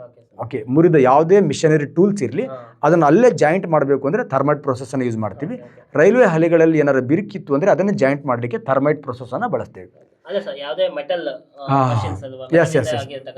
ಒಳಗಡೆ ಏನಾದ್ರು ಬಿರುಕಿತ್ತು ಅದನ್ನು ಇಡೀ ಮೆಟಲ್ಸನ್ನು ತೆಗಿಯೋಕ್ಕಾಗಲ್ಲ, ಅಲ್ಲೇ ಜಾಯಿಂಟ್ ಮಾಡಬೇಕಂದಾಗ ಈ ಪ್ರೊಸೆಸನ್ನು ಯೂಸ್ ಮಾಡ್ತೀವಿ ನಾವು. ವೆಲ್ಡಿಂಗ್ ಮಾಡಲಿಕ್ಕೆ ಈ ಪ್ರೊಸೆಸನ್ನು ಯೂಸ್ ಮಾಡ್ತೀವಿ. ನೆಕ್ಸ್ಟ್ ಈಜಿ, ಇಲ್ಲಿ 4 ಕಾರ್ಬನ್ ಪರಮಾಣುಗಳನ್ನು ಹೊಂದಿರುವ ಕೀಟೋನ್ ಗ್ರೂಪ್ ಅಂತ ಇದೆ ಈಜಿ. ನೋಡಿ, ಇಲ್ಲಿ ಸ್ವಲ್ಪ ಹುಡುಗರು ಕನ್ಫ್ಯೂಸ್ ಮಾಡ್ಕೋತಾರೆ. 4 ಕಾರ್ಬನ್ ಅಂದರೆ 4 ಕಾರ್ಬನ್ ಹೇಳ್ದಂಗೆ ಬರ್ಕೋಬೇಕು ಫಸ್ಟ್ ನಾವು. ಕೀಟೋನ್ ಗ್ರೂಪ್ಸ್ ಅಂದರೆ ದಟ್ ಇಸ್ ಡಬಲ್ ಓ, ಎಲ್ಲರೂ ಒಂದು ಜಾಯಿಂಟ್ ಮಾಡ್ಕೊಳ್ಳೋದು. ಓಕೆ, ಇಲ್ಲಿಗೆ ಮತ್ತೀಗ ಎಲ್ಲ ಕಡೆ ಹಿಂಗೆ ಹೆಚ್ಚು ಹಾಕ್ಬಿಡ್ತಾರೆ ಹುಡುಗರು. ಅದೇ ಇದು ಈಗ ಪ್ರೊಪನೋನ್ ವಿಜಿ, ಅದು ಬ್ಯೂಟನೋನ್ ವಿಜಿ. ಬಟ್ ಇಲ್ಲಿ ಇನ್ನೊಂದು ವರ್ಡ್ ಯೂಸ್ ಮಾಡ್ದ, ಅಪರ್ಯಾಪ್ತ ಅಂತಕ್ಕಂಥ ಪದ ಬಳಸ್ತಾ. ನೋಡಿ, ಇಲ್ಲಿ ಗೂಟ ಬಿದ್ದು ಬಿಡುತ್ತೆ, ಸ್ವಲ್ಪ ಅರ್ಜೆಂಟ್ ಮಾಡಬಾರ್ದು. ಇದು ಪರ್ಯಾಪ್ತ ಏನು ಯಾವುದು ಬಳಸಲಿಲ್ಲ ಅಂದರೆ ಇದು ಬ್ಯೂಟಿಫುಲ್. 4 ಕಾರ್ಬನ್ ಆಟಮ್ಗೆ ಒಂದು ಕೀಟೋನ್ ಗ್ರೂಪ್ ಜಾಯಿಂಟ್ ಆದರೆ ಇದಕ್ಕೆ ನಾವು ಕೀಟೋನ್ ಅಂದರೆ ಬ್ಯೂಟನೋನ್ ಅಂತ ಕರಿತೀವಿ ನಾವು, ಕೀಟೋನ್ ಅಂತ. ಈ ಅವನು ರಚನಾ ಸೂತ್ರ ಬರೀರಿ ಅಂತ ಹೇಳಿದ್ದಾನೆ. ಅಪರ್ಯಾಪ್ತ ಅಂದರೆ ಡಬಲ್ ಬಾಂಡ್ ಇರೋದ್ರಿಂದ ವಿಜಿ ಏನಿಲ್ಲ, ಇಲ್ಲಿ ಏನಿರುತ್ತಲ್ವಾ, ಈ 2 ಹೈಡ್ರೋಜನನ್ನು ಕೀಳ್ಬೇಕು ವಿಜಿ ಅಷ್ಟೇ. ಈಗ ಸಿ ಇರುತ್ತೆ, ನೆಕ್ಸ್ಟ್ ಇಲ್ಲಿ ಹೆಚ್ಚಿತ್ತು, ನೆಕ್ಸ್ಟ್ ಇದು ಹೆಚ್ಚಿತ್ತು, ಇವೆರಡನ್ನ ಕಿತ್ಬಿಟ್ಟು ಏನು ಮಾಡ್ತೀವಿ, ಬಾಂಡ್ ಹಾಕ್ಬಿಟ್ರೆ ದಟ್ ಇಸ್ ಕ್ಲಿಯರ್ ಈಜಿ. ಈಗ ಅಪರ್ಯಾಪ್ತ ಏನು ಹೈಡ್ರೋಕಾರ್ಬನ್ ಇದೆ, ಇದಕ್ಕೆ ನಾವು ಏನು ಮಾಡ್ತೀವಿ, ಡಬಲ್ ಬಾಂಡ್. ಅರ್ಥ ಆಯ್ತಲ್ಲ ವಿಜಿ? ನೆಕ್ಸ್ಟ್ ಸಿ ನೀ ಎಲ್ಲರೇ ಹಾಕೋ, ಯಾಕಂದ್ರೆ ಇಲ್ಲಿ ಬೇಕಾದ್ರೂ ನೀವು ಓ ಹಾಕೋ. ಇವಾಗ ನೀನು ಇಲ್ಲಿ ಹೆಚ್ಚಾಗ್ತೀಯಾ, ಇಲ್ಲಿ ಹೆಚ್ಚಾಗ್ತೀಯಾ, ಇದೇನಾಗಿರುತ್ತೆ ಅಂದರೆ ಇಲ್ಲಿ ಇದು ಹೆಚ್ಚಾಗ್ತೀಯಾ, ಯಾಕಂದ್ರೆ ಇಲ್ಲಿ ಎರಡು ಹೈಡ್ರೋಜನ್ ರಿಮೂವ್ ಆಗಿರುತ್ತೆ. ನೆಕ್ಸ್ಟ್ ಇಲ್ಲಿ ಏನು ಮಾಡ್ತೀಯಾ, ಹೆಚ್ಚಾಗ್ತೀಯಾ, ಇಲ್ಲಿ ಹೆಚ್ಚಾಗ್ತೀಯಾ, ಇಲ್ಲಿ ಹೆಚ್ಚಾಗ್ತೀಯಾ, ಇಲ್ಲಿಂದ ಒಂದು ಬಾಂಡ್ ಆಗಿರುತ್ತೆ. Clear? Unsaturated in between carbon atom, double bond or triple bond. Carbon ನೋಡಿ, ಇದು ಭಾರಿ ಈಜಿ ಇದೆ. ಪರ್ಯಾಪ್ತ ಸ್ಯಾಚುರೇಟೆಡ್, ಅಪರ್ಯಾಪ್ತ ಅನ್ಸ್ಯಾಚುರೇಟೆಡ್. ನೋಡಿ, ನಮ್ಮ ಹುಡುಗರು ಏನು ಹೇಳ್ತೀನಿ ಅಂದರೆ, ಕಾರ್ಬನ್ ಮಧ್ಯೆ ಒಂದು ಬಾಂಡ್ ಶಿವ, ಕಾರ್ಬನ್ ಮಧ್ಯೆ 2 ಆರ್ ಕಾರ್ಬನ್ ಮಧ್ಯೆ 3, ದಿಸ್ ಇಸ್ ಅನ್ಸ್ಯಾಚುರೇಟೆಡ್ ಅಂತ. ಇನ್ between carbon atom single, double triple unsaturated. ಈ ಒಳಗಡೆ ಬರುತ್ತೆ ಜಿ, 2 ಮಾರ್ಕ್ಸ್ ಕ್ವಶನ್ ಇದೆ. What is the difference in between, ಅಲ್ಲ ಇದರಲ್ಲಿ ಇದೆ ಮಾಡಲ್ ಕ್ವಶನ್ ಪೇಪರಲ್ಲಿ, ಪರ್ಯಾಪ್ತ ಮತ್ತು ಅಪರ್ಯಾಪ್ತ ಹೈಡ್ರೋಕಾರ್ಬನ್ಗಳಿರೋ ವ್ಯತ್ಯಾಸ ಇದೆ ಅಲ್ವಾ, ಅಲ್ಲಿ ಕ್ಲಿಯರ್ ಮಾಡ್ಕೊಳ್ಳೋಣ. ನಾವೇನು ಮಾಡ್ತಿದ್ದೀವಿ ಅಂದರೆ ಈ ಎಂಗೇಜ್ಮೆಂಟಲ್ಲೇ ಮದುವೆ ಮಾಡೋ ಪ್ರಯತ್ನ ಮಾಡ್ತಾ ಇದ್ದೀವಿ. ಯಾಕಂದರೆ ನಾವು 1 ಮಾರ್ಕ್ಸ್ ಕ್ವಶನ್ ತೊಗೊಂಡಿದ್ದೀವಿ, ನಾವು ಜಾಸ್ತಿ ಹೇಳ್ತಿದ್ದೀವಿ ಅಂತ ಅನ್ಕೋತೀನಿ ನಾನು. ಓಕೆ, ಇರಲಿ. Biology easy. ಪ್ರೋಟೀನನ್ನು ಜೀರ್ಣಿಸಲು ಮೇದೋಜೀರಕ ಗ್ರಂಥಿಯಿಂದ ಸ್ರವಿಕೆ ಆಗ್ತಕ್ಕಂಥ ಕಿಣ್ವ ಎನ್ಸೈಮ್ ಯಾವುದು ಅಂತ. ಇದು ಒಂದು ಟ್ರಿಕ್ಕಿಯಲ್ಲಿ ಹೇಳ್ಬಿಡ್ತೀನಿ ನಾನು. ನಾವು ಊಟ ಮಾಡ್ಬೇಕಾದ್ರೆ ಏನು ಮಾಡ್ತೀವಿ ಜಿ, ಒಂದು ರೊಟ್ಟಿ ಊಟ ಮಾಡ್ತೀವಿ, ಇನ್ನೊಂದು ಅನ್ನ ಊಟ ಮಾಡ್ತೀವಿ, ನೆಕ್ಸ್ಟ್ ಪಲ್ಯ ಊಟ ಮಾಡ್ತೀವಿ, ಇದು ಒಗ್ಗರಣೆಗೆ ಎಣ್ಣೆಯನ್ನು ಬಳಸ್ತೀವಿ ಜಿ. ಇದು ರೊಟ್ಟಿ ಅನ್ನ ನೋಡು, ಇವು ಏಕದಳ ಧಾನ್ಯಗಳು. ಪಲ್ಯ ನೋಡಿ, ಬೇಳೆಕಾಳುಗಳೆಲ್ಲ ದ್ವಿದಳ ಧಾನ್ಯಗಳು. ನೆಕ್ಸ್ಟ್ ಎಣ್ಣೆ ಏನಿದೆ ಅದು ದಟ್ ಇಸ್ ದ ಎಣ್ಣೆ, ಬೆಣ್ಣೆ, ತುಪ್ಪ, ಕೊಬ್ಬು ಎಲ್ಲ ಬರುತ್ತೆ. ಈ ಏಕದಳ ಧಾನ್ಯಗಳಿಂದ ಕಾರ್ಬೋಹೈಡ್ರೇಟ್ ಸಿಗುತ್ತೆ, ದ್ವಿದಳ ಧಾನ್ಯಗಳಿಂದ ಪ್ರೋಟೀನ್ ಸಿಗುತ್ತೆ, ನೆಕ್ಸ್ಟ್ ಎಣ್ಣೆಗಳಿಂದ ನಮಗೆ ಫ್ಯಾಟ್ಸ್, ಕೊಬ್ಬು ಸಿಗುತ್ತೆ. ಇವು ಮೂರನ್ನು ನೋಡಿ, ಇವು ಸಂಕೀರ್ಣ ಆಹಾರ, ಕಾಂಪ್ಲೆಕ್ಸ್ ಫುಡ್ ಅಂತ ಕರಿತೀವಿ ನಾವು ಇದನ್ನು. ಈ ಸಂಕೀರ್ಣ ಆಹಾರವನ್ನು ಸರಳ ಆಹಾರ ಅನ್ನಾಗಿ ಪರಿವರ್ತನೆ ಮಾಡಬೇಕು. ಸರಳ ಆಹಾರ ಅಂದರೆ ಏನು? ಗ್ಲೂಕೋಸನ್ನಾಗಿ ಪರಿವರ್ತನೆ ಮಾಡಬೇಕು, ಕನ್ವರ್ಟ್ ಮಾಡಬೇಕು. ಗ್ಲೂಕೋಸ್, ಅಮೈನೋ ಆ್ಯಸಿಡ್ಸ್ ಅವು ಫೈನಲಿ ಮತ್ತೆ ಗ್ಲೂಕೋಸ್ ಆಗಿ ಕನ್ವರ್ಟ್ ಆಗುತ್ತೆ. ಫೈನಲಿ ರಿಸಲ್ಟ್ ಗ್ಲೂಕೋಸ್ ಆಗಿ ಕನ್ವರ್ಟ್ ಆಗೋದು. ಕಾರ್ಬೋಹೈಡ್ರೇಟು, ಪ್ರೋಟೀನ್ಸು, ಇದು ಫ್ಯಾಟಿ ಆಸಿಡ್ಸ್ ಇರುತ್ತೆ, ಇದು ಅಮೈನೋ ಆಸಿಡ್ಸ್ ಇರುತ್ತೆ, ಇದು ಗ್ಲೂಕೋಸ್ ಇರುತ್ತೆ. ಗ್ಲೂಕೋಸ್. ಓಕೆ, ಈಗ ನೋಡಿ, ಈ ಜೀರ್ಣಕ್ರಿಯೆ ಅಂದರೆ ಹಾಗೆ ಈ ಸಂಕೀರ್ಣ ಆಹಾರವನ್ನು ಸರಳ ಆಹಾರವನ್ನಾಗಿ ಕನ್ವರ್ಟ್ ಮಾಡೋದಕ್ಕೆ ಜೀರ್ಣಕ್ರಿಯೆ ಅಂತ ಕರಿತೀವಿ. ಅಂದರೆ ಈ ಸಂಕೀರ್ಣ ಆಹಾರ ಅಂದರೆ 3 ಆಹಾರ ಇದೆ. ಇದು ಈ 3 ಆಹಾರ ಹುಡುಗರಿಗೆ ನೆನಪಿರ್ಬೇಕಷ್ಟೇ. ಒಂದು ಕಾರ್ಬೋಹೈಡ್ರೇಟ್, ಇನ್ನೊಂದು ಪ್ರೋಟೀನ್, ಇನ್ನೊಂದು ಫ್ಯಾಟ್ಸ್. ವಿಜಿ ಈಗ ಬಾಯಿ ಬಂತು, ಬಾಯಿ ಈ 4 ಇದೆ ನೋಡಿ. ಈಗ 3 ಆಹಾರ ಹೋಗ್ತಾವೆ. ನಾವು ಫಸ್ಟ್ ರೊಟ್ಟಿ ಹಾಕಿ, ಆಮೇಲೆ ಪಲ್ಯ, ಆಮೇಲೆ ಸ್ವಲ್ಪ ಎಣ್ಣೆ ಬಿಡ್ಕೋತೀವಿ. 3 ಮಿಕ್ಸ್ ಮಾಡ್ಕೊಂಡೇ ಹಾಕ್ಕೋತೀವಿ. 3 ಮಿಕ್ಸ್ ಮಾಡ್ಕೊಂಡಾಗ ನೋಡಿ, ಕಾರ್ಬೋಹೈಡ್ರೇಟು ಬಂತು, ಪ್ರೋಟೀನು ಬಂತು ಆ್ಯಂಡ್ ಲಿಪಿಡ್ ಬಂತು. ಬಟ್ ಈ ಆಹಾರ ಬರ್ಬೇಕಾದ್ರೆ ಇಲ್ಲೊಂದು ಜ್ಯೂಸ್ ರಿಲೀಸ್ ಆಗುತ್ತೆ, ಅದಕ್ಕೆ ಲಾಲಾರಸ ಅಂತ ಕರಿತೀವಿ. ಲಾಲಾರಸ. ಈ ಲಾಲಾರಸದಲ್ಲಿ ಒಂದು ಕಿಣ್ವ ಇದೆ, ಅಮೈಲೇಸ್ ಅಂತ. ಅಮೈಲೇಸ್ ಅಂತ ಹೇಳ್ತೀವಿ ನಾವು. ಈ ಅಮೈಲೇಸ್ ಕಿಣ್ವಕ್ಕೆ ಲಿಪಿಡ್ ಸಂಬಂಧ ಇಲ್ಲ, ಪ್ರೋಟೀನ್ ಸಂಬಂಧ ಇಲ್ಲ, ಕಾರ್ಬೋಹೈಡ್ರೇಟ್. ನಾವು ತಿಂತಕ್ಕಂಥ ಆಹಾರ ಸ್ಟಾರ್ಚ್ ಪಿಷ್ಟದ ರೂಪದಲ್ಲಿರುತ್ತೆ. ಆ ಪಿಷ್ಟದ ರೂಪದಲ್ಲಿರ್ತಕ್ಕಂಥ ಆಹಾರವನ್ನು ಈ ಬಡ್ಡಿಮ್ಗನ್ ಕಿಣ್ವ ಏನು ಮಾಡುತ್ತೆ ಅಂದರೆ ಮಾಲ್ಟೋಸ್ ಆಗಿ ಕನ್ವರ್ಟ್ ಮಾಡುತ್ತೆ. ಹಾಗಾದರೆ ಜೀರ್ಣಕ್ರಿಯೆ ಎಲ್ಲಿಂದ ಸ್ಟಾರ್ಟ್ ಆಗುತ್ತೆ ವಿಜಿ? ಬಾಯಿಂದಾನೇ ಸ್ಟಾರ್ಟ್ ಆಗಿಬಿಡುತ್ತೆ. ಬಾಯಲ್ಲಿ ಕಾರ್ಬೋಹೈಡ್ರೇಟ್ ಜೀರ್ಣ. ಅದಕ್ಕೆ ರೊಟ್ಟಿನ ಸುಮ್ಮನೆ ಡಸ್ಟ್ಬಿನಲ್ಲಿ ಹಾಕ್ದಂಗೆ ಹಾಕಬಾರ್ದು, ಮುದ್ದೆನ ಸ್ವಲ್ಪ ಜಗಿಬೇಕು. ಜಗದಷ್ಟು ಇಲ್ಲಿ ಆ ಪಿಷ್ಟ ಏನಾಗುತ್ತೆ, ಮಾಲ್ಟೋಸ್ ಆಗಿ ಪರಿವರ್ತನೆ ಆಗುತ್ತೆ. ಪ್ಲಾಂಟ್ಸ್ ಅಲ್ಲಿ ಸ್ಟಾರ್ಚ್ ರೂಪದಲ್ಲಿ ಸ್ಟೋರ್ ಆಗುತ್ತೆ ಅಂತಾರಲ್ಲ, ಇದೇನಾ ಸರ್ ಅದು? ಎಸ್. ಈಗ ನೋಡಿ, ಅದು ಒಂದು ಕಾಂಪ್ಲೆಕ್ಸ್. ಅದು ಹೇಗೆ ಅಂದರೆ, ಈ ಪ್ಲಾಂಟ್ಸ್ ಏನು ಮಾಡುತ್ತೆ ಅಂದರೆ ಈ ಫೋಟೋಸಿಂಥಸಿಸಿಂದ ಗ್ಲೂಕೋಸನ್ನು ತಯಾರು ಮಾಡುತ್ತೆ. ನೆಕ್ಸ್ಟ್ ಆ ಗ್ಲೂಕೋಸನ್ನು ಸ್ಟಾರ್ಚನ್ನಾಗಿ ಕನ್ವರ್ಟ್ ಮಾಡುತ್ತೆ. ನಾವು ಈ ಸ್ಟಾರ್ಚನ್ನು ತಿಂದು ಮತ್ತೆ ಗ್ಲೂಕೋಸನ್ನಾಗಿ ಕನ್ವರ್ಟ್ ಮಾಡ್ತೀವಿ. ಉಲ್ಟಾ ಸೈಕ್ಲಿಕ್ ಇದು. ಸಸ್ಯ ಗ್ಲೂಕೋಸನ್ನು ತಯಾರು ಮಾಡುತ್ತೆ, ನಾವು ಗ್ಲೂಕೋಸನ್ನು ಜೀರ್ಣ ಮಾಡ್ತೀವಿ. ಅದರ ಮಧ್ಯೆ ಸ್ಟಾರ್ಚ್ ರೂಪದಲ್ಲಿ ಇರುತ್ತೆ. ಅದು ಸ್ಟಾರ್ಚ್ ರೂಪದಲ್ಲಿ ಸ್ಟಾಕ್ ಮಾಡುತ್ತೆ, ಸ್ಟಾರ್ಚ್ ರೂಪದಲ್ಲಿ ತಿಂತೀವಿ. ಜೀರ್ಣಕ್ರಿಯೆ ಎಸ್.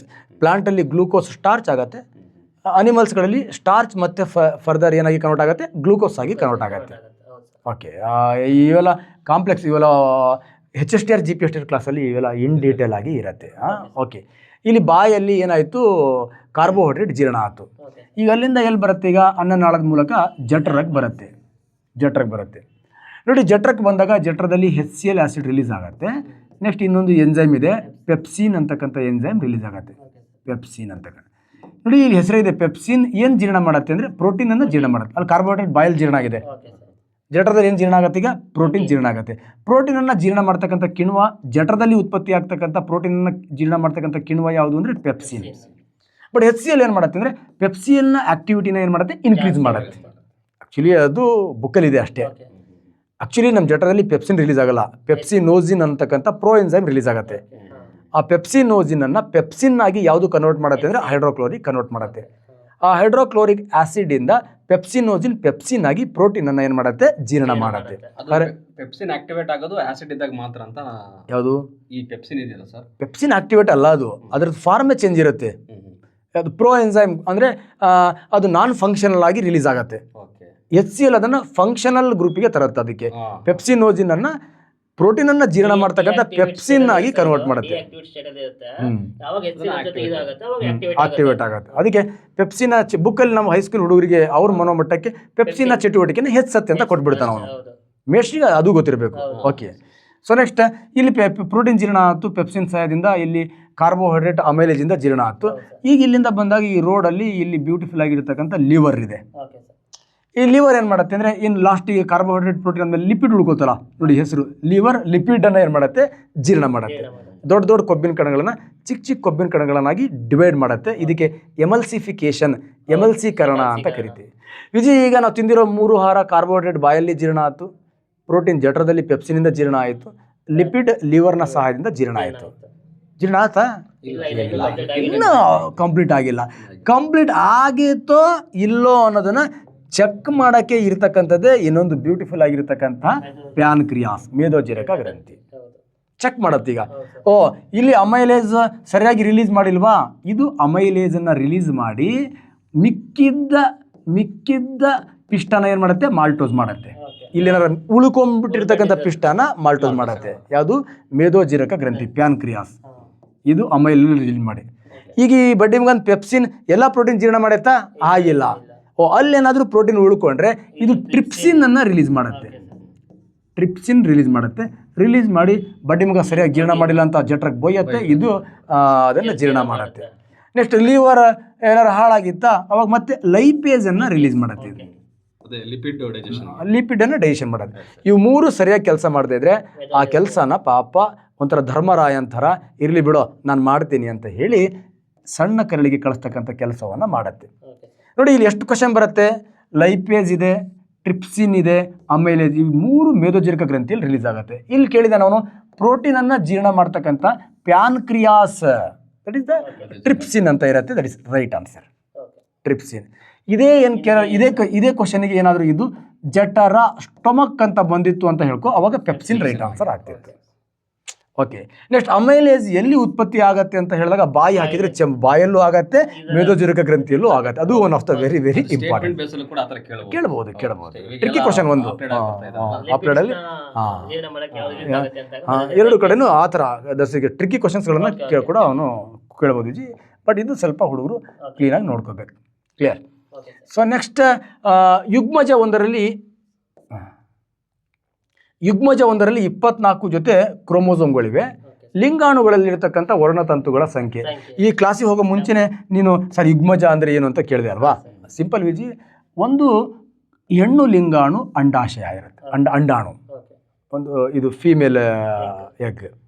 ಓಕೆ, ನೆಕ್ಸ್ಟ್ ಗಂಡು ಲಿಂಗಾಣು ದಡಿದ ವೀರ್ಯಾಣು ಇದೆ. ಸೊ ಈ ಹೆಣ್ಣು ಲಿಂಗಾಣುವಿನ ಒಳಗಡೆ ಗಂಡು ಲಿಂಗಾಣು ಏನು ಪಾಸ್ ಆಗತ್ತೆ, ಒಳಗಡೆ ಹೋಗುತ್ತೆ, ಇದನ್ನು ನಾವು ಫರ್ಟಿಲೈಸೇಷನ್, ನಿಷೇಚನ ಅಂತ ಕರಿತೀವಿ ಜಿ. ಎಂತ ಕರಿತೀವಿ? ನಿಷೇಚನ ಅಂತ. ಈ ನಿಷೇಚನದಲ್ಲಿ ಏನಿದೆ, ಗಂಡು ಹೆಣ್ಣು ಎರಡು ಲಿಂಗಾಣುಗಳು ಒಟ್ಟಿಗಿರೋದನ್ನು ನಾವೇನಂತ ಕರಿತೀವಿ? ಯುಗ್ಮ ಅಂತ ಕರಿತೀವಿ. ಈ ಒಂದು ಫಲಿತ ಅಂಡಾಣುವನ್ನು ಯುಗ್ಮಜ ಅಂತ ಕರಿತೀವಿ. ಜೈಗೋಟ್. ಈಗ ಯುಗ್ಮಜದಲ್ಲಿ ಎರಡು ಲಿಂಗಾಣುಗಳಿದೆ, ಗಂಡು ಮತ್ತು ಹೆಣ್ಣು ಮಿಕ್ಸ್ ಇದೆ. ಮಿಕ್ಸ್ ಇದ್ದಾಗ 24 ಜೊತೆ ಇದೆ ಅಂತ ಅವನು ಹೇಳಿದ. ನೋಡಿ, 24 ಜೊತೆ ಯುಗ್ಮಜದಲ್ಲಿದೆ. ಹಾಗಾದರೆ ಲಿಂಗಾಣುಗಳಲ್ಲಿ ಎಷ್ಟಿದೆ?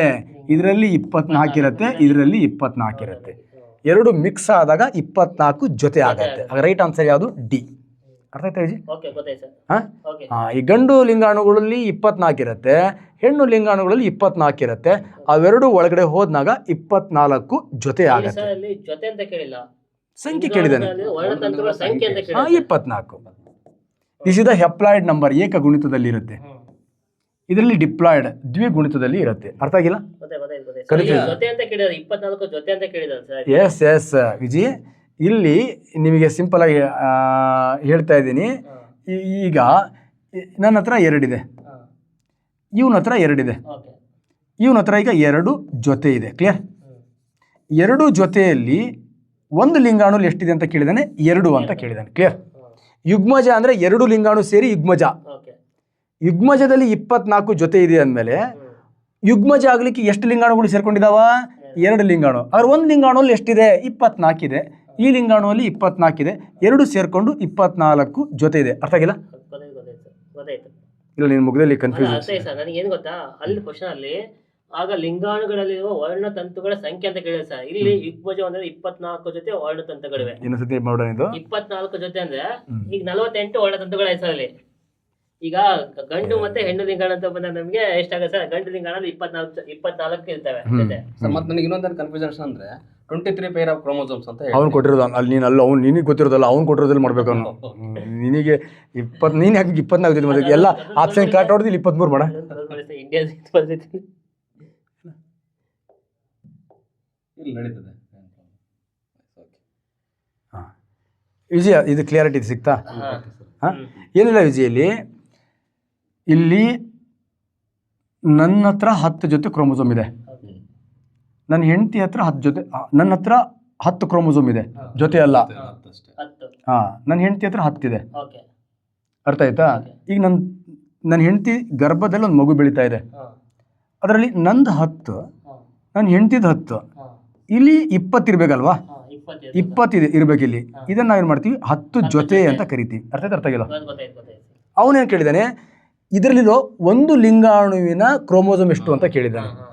ಲಿಂಗಾಣುವಿನ ವರ್ಣತಂತುಗಳ ಸಂಖ್ಯೆ ಎಷ್ಟು? ಅವಾಗ ನಾವು 10 ಅಂತ ಹಾಕ್ತೀವಿ. 10 ಜೊತೆ ಇರುತ್ತೆ. ನಂದು 10, ನನ್ನ ಹೆಂಡತಿದ 10 ಸೇರಿ 10 ಜೊತೆ ಇರುತ್ತೆ.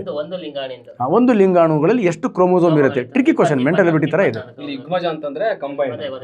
ಅದೇ ಫರ್ಟಿಲೈಸ್ಡ್ ಎಗ್ ಅಂತ ಕರಿತೀವಲ್ಲ ಸರ್, ಅದಕ್ಕೆ ಯುಗ್ಮಜ ಅಂತ. ಎಸ್ ಎಸ್, ಎರಡು ಮಿಕ್ಸ್ ಆಗಿರೋದು ಯುಗ್ಮಜ.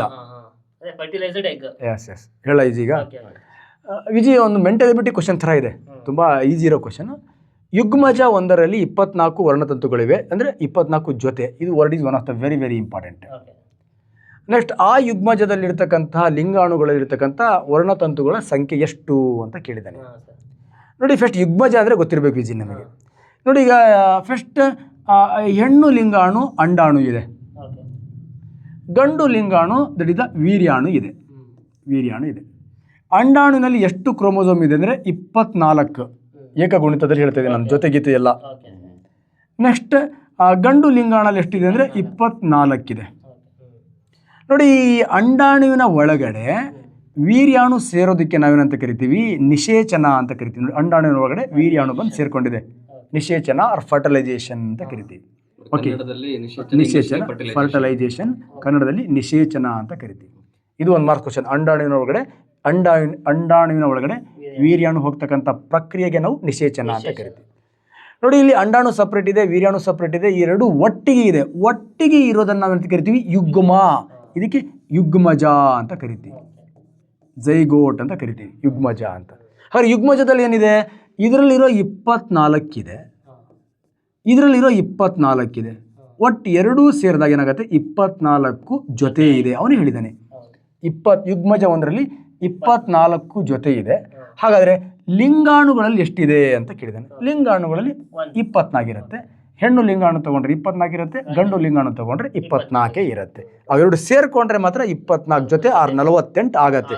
ಹಾಗಾಗಿ ಅವನು ಒಂದು ಲಿಂಗಾಣು ಕೇಳಿರೋದ್ರಿಂದ D is the right answer. ಅರ್ಥ ಆಯ್ತಾ? ಮತ್ತೆ ಕನ್ಫ್ಯೂಸ್ ಮಾಡೋದಕ್ಕೆ ನೋಡಿ ಸರ್, 48 ಕೊಟ್ಟಿದ್ದಾನೆ, ಎರಡನೇ ಆಡ್ ಮಾಡಿದ್ರೆ 48 ಬರುತ್ತೆ. ಎಸ್ ಎಸ್ ಎಸ್, ಕನ್ಫ್ಯೂಸ್ ಆಗಲಿ ಅಂದ್ರೆ ಅವನು ಯುಗ್ಮಜದಲ್ಲಿ ಎಷ್ಟು ಅಂತ ಕೇಳಿದ್ರೆ ಇದು ರೈಟ್ ಆಗುತ್ತೆ, ಇದು ರೈಟ್ ಆನ್ಸರ್ ಆಗುತ್ತೆ. ಅವನು ಯುಗ್ಮಜದಲ್ಲಿ ಕೇಳಿಲ್ಲ, ಲಿಂಗಾಣುಗಳಲ್ಲಿ ಎಷ್ಟು ಅಂತ ಕೇಳಿರೋದು. ಅವನು ಯುಗ್ಮಜದಲ್ಲಿ ಇಷ್ಟಿರುತ್ತೆ, ಲಿಂಗಾಣುವಿನಲ್ಲಿ ಎಷ್ಟಿರುತ್ತೆ ಅಂತ. ಎರಡು ಲಿಂಗಾಣುಗಳಲ್ಲಿ ಅಂತ ಕೇಳಿದ್ರೆ 48. ಅವನು ನಾಳೆ ಇನ್ನೊಂದು ಕ್ವಶನ್ ಕೇಳ್ಬೋದು, ಒಂದು ಯುಗ್ಮಜದಲ್ಲಿ 50 ಕ್ರೋಮೋಸೋಮ್ ಇದೆ, ಲಿಂಗಾಣುವಿನಲ್ಲಿ ಎಷ್ಟಿರುತ್ತೆ ಅಂದ್ರೆ ಇದು ಅರ್ಧ 25 ಇರುತ್ತೆ. ಅವನು ಎಷ್ಟಾರು ಕೇಳ್ಕೊಳ್ಳಿ, ಒಂದು ಯುಗ್ಮಜದಲ್ಲಿ 6 ಜೊತೆ ಕ್ರೋಮೋಸೋಮ್ಗಳಿದೆ, ಲಿಂಗಾಣುವಿನಲ್ಲಿ ಎಷ್ಟಿದೆ ಅಂದ್ರೆ 3 ಇದೆ. ಈ ಥರ ಕ್ವಶನ್, ಟ್ರಿಕಿ ಕ್ವಶನ್ ಈ ಥರ ಬರುತ್ತೆ ಅಷ್ಟೇ. ಓಕೆ, ಅರ್ಥ ಆಗಿದೆ ಅಂತ ಅನ್ಕೋತೀನಿ. ಓಕೆ, ನೆಕ್ಸ್ಟ್, ಇದು ನ್ಯೂರಾನ್ ಮೇಲೆ ಇರತಕ್ಕಂಥ ಒಂದು ಬ್ಯೂಟಿಫುಲ್ ಆಗಿರ್ತಕ್ಕಂತಹ ಕ್ಲಾಸ್. 2 ಮಾರ್ಕ್ಸ್ ಹೇಳಬೇಕು, ಬಟ್ ಈಸಿ ಇದೆ, ಹೇಳೋಣ. ವಿಜಿ ಏನು ಈ ಪರಿಸರದಲ್ಲಿ ಆಗ್ತಕ್ಕಂಥ ಬದಲಾವಣೆಗಳೇನಿದೆ ಅದನ್ನು ಪ್ರಚೋದನೆಗಳು ಅಂತ ಕರಿತೀವಿ, ಸ್ಟಿಮ್ಯುಲಸ್ ಅಂತ ಕರಿತೀವಿ.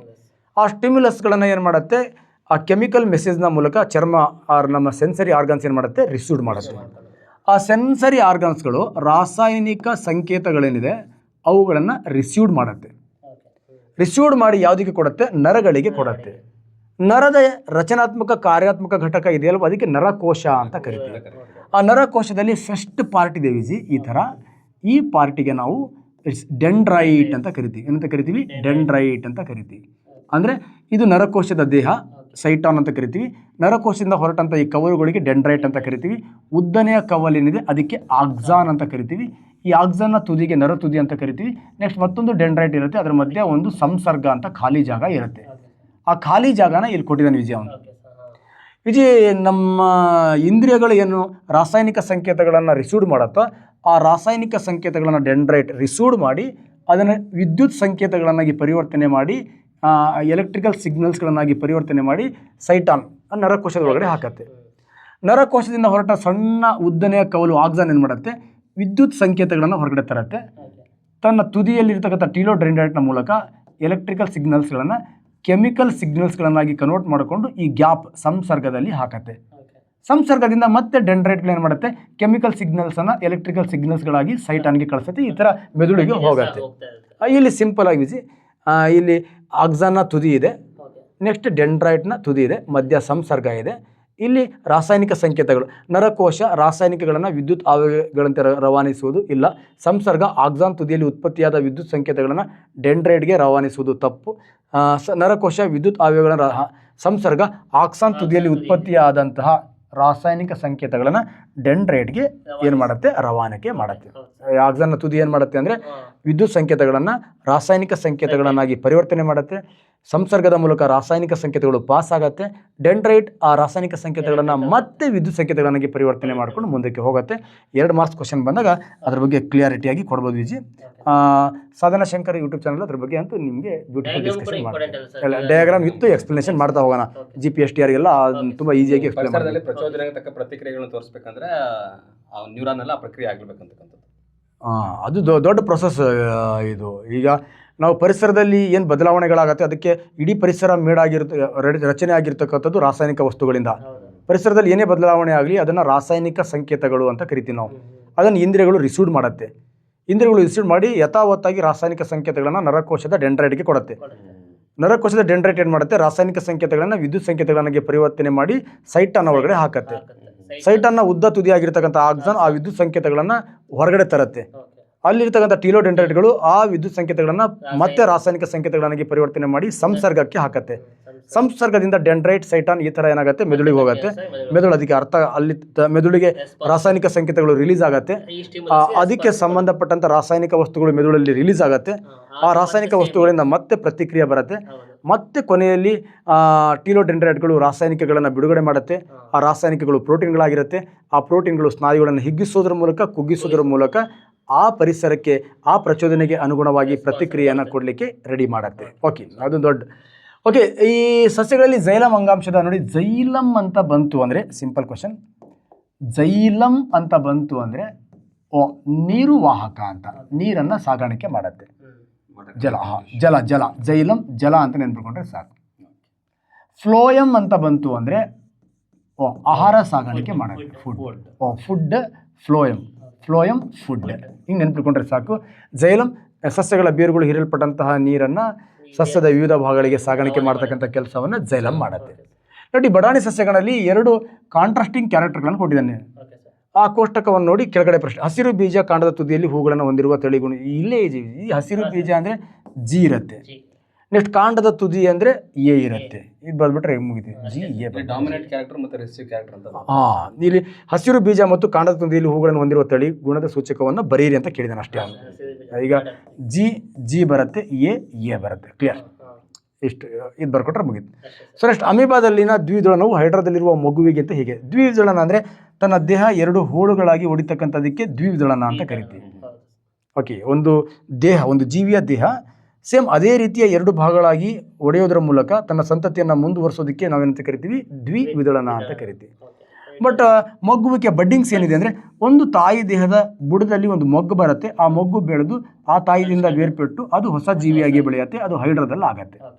ಈ ಥರ ಒಂದು ತಾಯಿ ದೇಹದಿಂದ ಮೊಗ್ಗು ಬೇರ್ಪಡುವುದರ ಮೂಲಕ ಸಂತತಿ, ಅದು ಮೊಗ್ಗುವಿಕೆ. ಒಂದೇ ದೇಹ 2 ಈಕ್ವಲ್ ಪಾರ್ಟ್ ಆಗಿ ತನ್ನ ಸಂತತಿಯನ್ನು ಮುಂದುವರಿಸಿದ್ರೆ ಅದಕ್ಕೆ ದ್ವಿವಿದಳನ ಅಂತ ಕರಿತೀವಿ. ಈ ಥರ ಅದಕ್ಕೆ ಲಂಬ ವಿದಳನ ಅಂತ ಕರಿತೀವಿ. ಅದು ಪ್ಲನೇರಿಯಾ ರೀಜನರೇಷನಿಗೆ ಬರುತ್ತೆ.